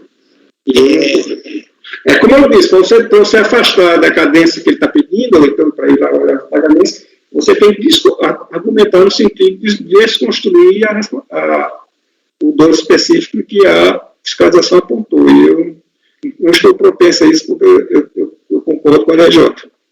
Ok. Gregório, você gostaria de mais algum esclarecimento? Precisa de vista de mesa? Não. Pode votar já, né? Alguém mais gostaria de fazer algum comentário? Podemos fazer a votação? Márcio, você está aí? Na área? Eu acompanho o relator, presidente. Ok, Márcio acompanha o relator. E agora, como você vota? Eu vou divergir. Eu entendo que o dolo não se presume. Você comprova, você demonstra. E a DRJ aqui, ela presumiu, nos termos da DRJ, diz que, ainda que não demonstrado nestes autos, a existência de representação fiscal pressupõe a ocorrência de elemento subjetivo do tipo, em tese, o dolo na intenção da prática do delito. Então, o dolo não se presume, se comprova, se demonstra. A pura existência por si só da representação fiscal, na minha opinião, não implica dolo. Mutatis mutandis, guardadas as devidas proporções. O enunciado do súmula CARF 14 diz que a simples apuração de omissão de receita ou de rendimentos por si só não autoriza a qualificação da multa de ofício. Eu acho que o racional se aplica aqui para o caso também dela. Claro que são coisas totalmente distintas, mas eu estou falando do racional, da linha de entendimento. Então, eu afasto para aplicar o 150, parágrafo 4º. E aí aqui, como a gente está falando de contribuição patronal e GIRAT, que entra, né, no regime do simplificado, então vou reconhecer a decadência até a ciência do lançamento foi em setembro de 2008, então vai até agosto de 2003.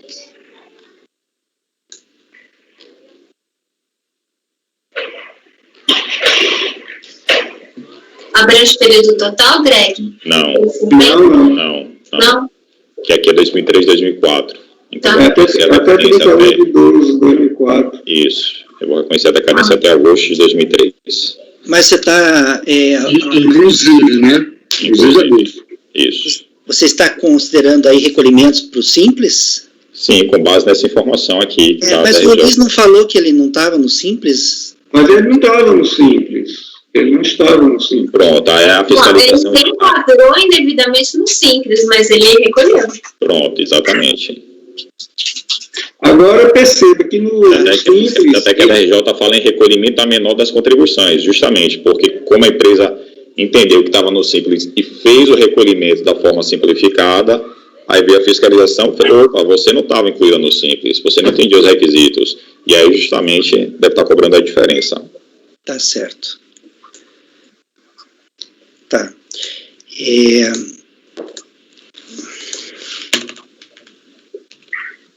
Então, colegas, o conselheiro relator, então, está conhecendo parcialmente do recurso voluntário e, na parte conhecida, está negando o provimento.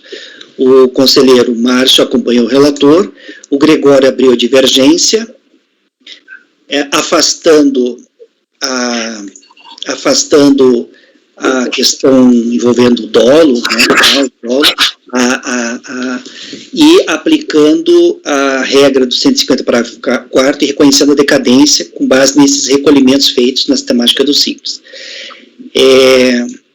Só dando dúvida, Gregório, assim, esse recolhimento do Simples, pela sistemática vindo, inclusive, o agrupamento, se eles teriam esse condão de caracterizar, assim, já superando a questão do dólar, não estou entrando na discussão do dólar, né, que eu continuo achando que existe, mas se eles teriam condições de caracterizar essa antecipação, sabe? A lei do Simples, né, a lei complementar 123, ela fala que o Simples Nacional implica o recolhimento mensal mediante documento único de arrecadação dos seguintes impostos e contribuições. Então, ela fala recolhimento mensal dos seguintes impostos e contribuições. Aí o inciso 6 vai falar justamente da contribuição patronal previdenciária de que trata o artigo 22 da lei 8.212.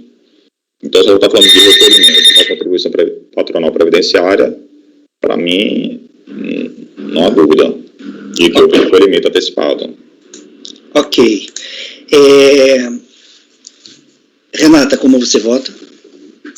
Eu acompanho a divergência e com relação ao dolo, eu só queria observar que o parágrafo 4 do 150, ele é muito claro quando ele diz: se a lei não fixar prazo para homologação, será ele de 5 anos a contar da ocorrência do fato gerador, esperado esse prazo sem que a Fazenda Pública se tenha pronunciado, considere-se homologado o lançamento e definitivamente extinto o crédito, salvo ser comprovada a ocorrência de dolo, fraude ou má-fé, ou simulação. Quer dizer, o dolo tem que ser comprovado, e aqui realmente não houve comprovação. Isso eventualmente vai ser comprovado se a representação fiscal para fins penais seguir em frente lá no curso da representação fiscal para fins penais, o dolo efetivamente for comprovado.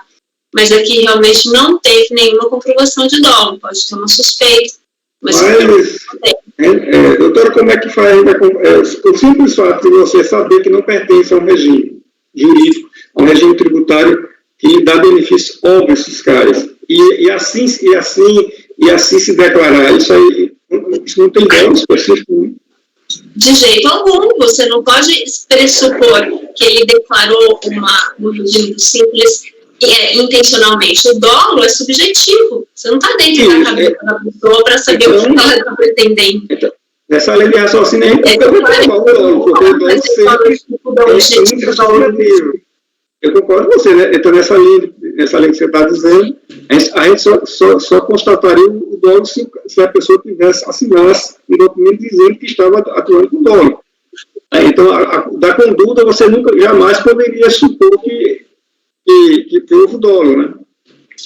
É meio complicado. Isso é uma discussão meio um tanto quanto... Tem algumas circunstâncias que eu acho que o dolo fica até bastante evidente. Não acho que é o caso aqui. Aqui ele pode ser culpa, ele pode ter se equivocado. Tudo bem, não vamos... Essa é uma discussão, gente, que vai demandar... Como exige a lei.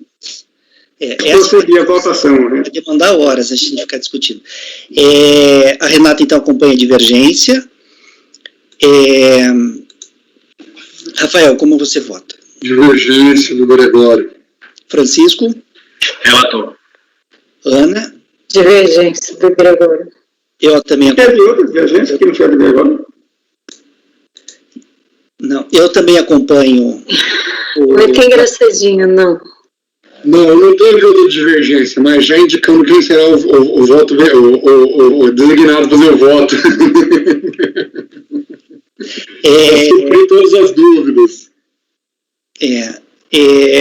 Gregório, essa decadência seria até quanto? Até quando? Agosto de 2003, inclusive. Aí seria um provimento parcial a essa preliminar de decadência, né? Essa prejudicial decadência, né?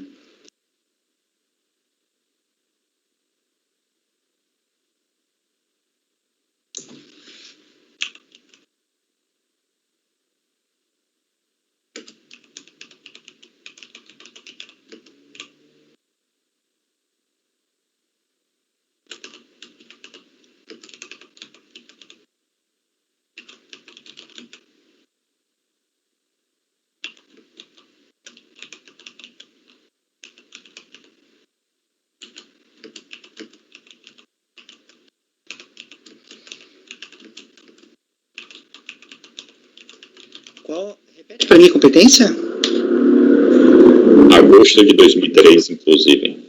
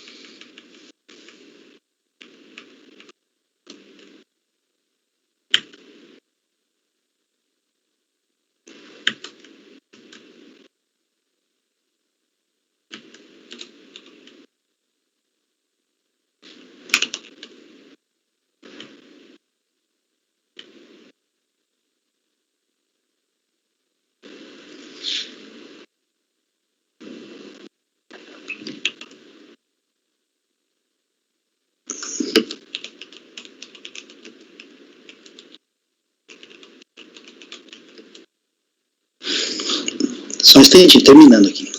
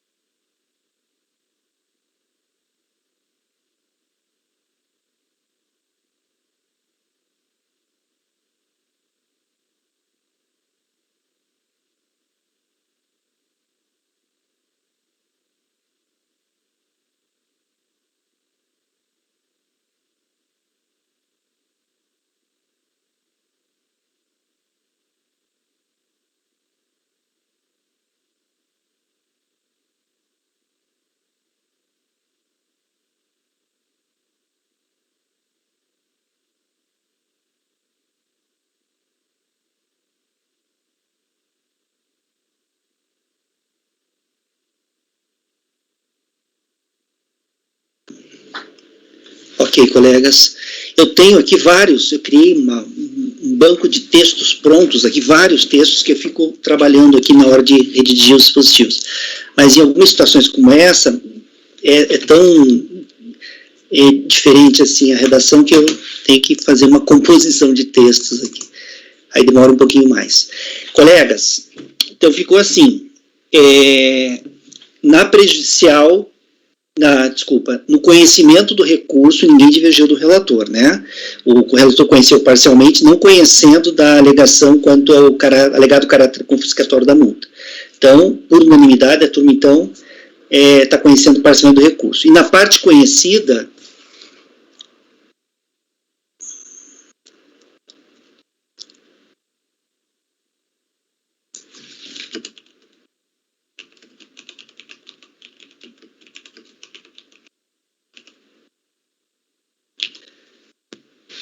deu empate, né? Deu empate, vai aplicar o 19E. E aí vai ficar assim o resultado, então, colegas. Gregório, pode você fazer o voto vencedor? Pode, né? Tranquilo aqui, né? Você falou tão bonito, vai ficar legal. Consignar a tua fala no voto. Ok. Colegas, item 45 da pauta, da Burger Comércio de Roupas Limitada. Ficará assim o resultado. Acordam os membros do colegiado, por unanimidade de votos, em conhecer parcialmente do recurso voluntário, não se conhecendo da alegação de que a multa de ofício de 75% teria caráter confiscatório, uma vez que não levada ao conhecimento e apreciação da autoridade julgadora de primeira instância, representando inovação recursal. E, na parte conhecida do recurso, por determinação do artigo 19E da Lei 10.522, de 2002, em face do empate no julgamento, acolher parcialmente a prejudicial de decadência, cancelando seu lançamento até a competência 8 de 2003, inclusive, colocar assim, nos termos do voto do redator, tá? Nos termos do voto do redator. Vencidos os conselheiros Márcio, Francisco, Luiz, entre parênteses, relator, e Dene, que não acolheram a prejudicial de decadência. E, no mérito, por unanimidade de votos, em negar provimento ao recurso. Designado para redigir o voto vencedor, o conselheiro Gregório. Ok, pessoal? Então, essa é a decisão para o item 45. Agora, acho que nós podemos fazer um intervalo, né? Senão vai ficar muito tarde, a gente não vai fazer. E os outros acho que vão ser mais tranquilos dessa empresa, né? Mais ou menos vai ser na mesma linha, eu acho. Colegas, então, 15 minutos a partir de agora. Já na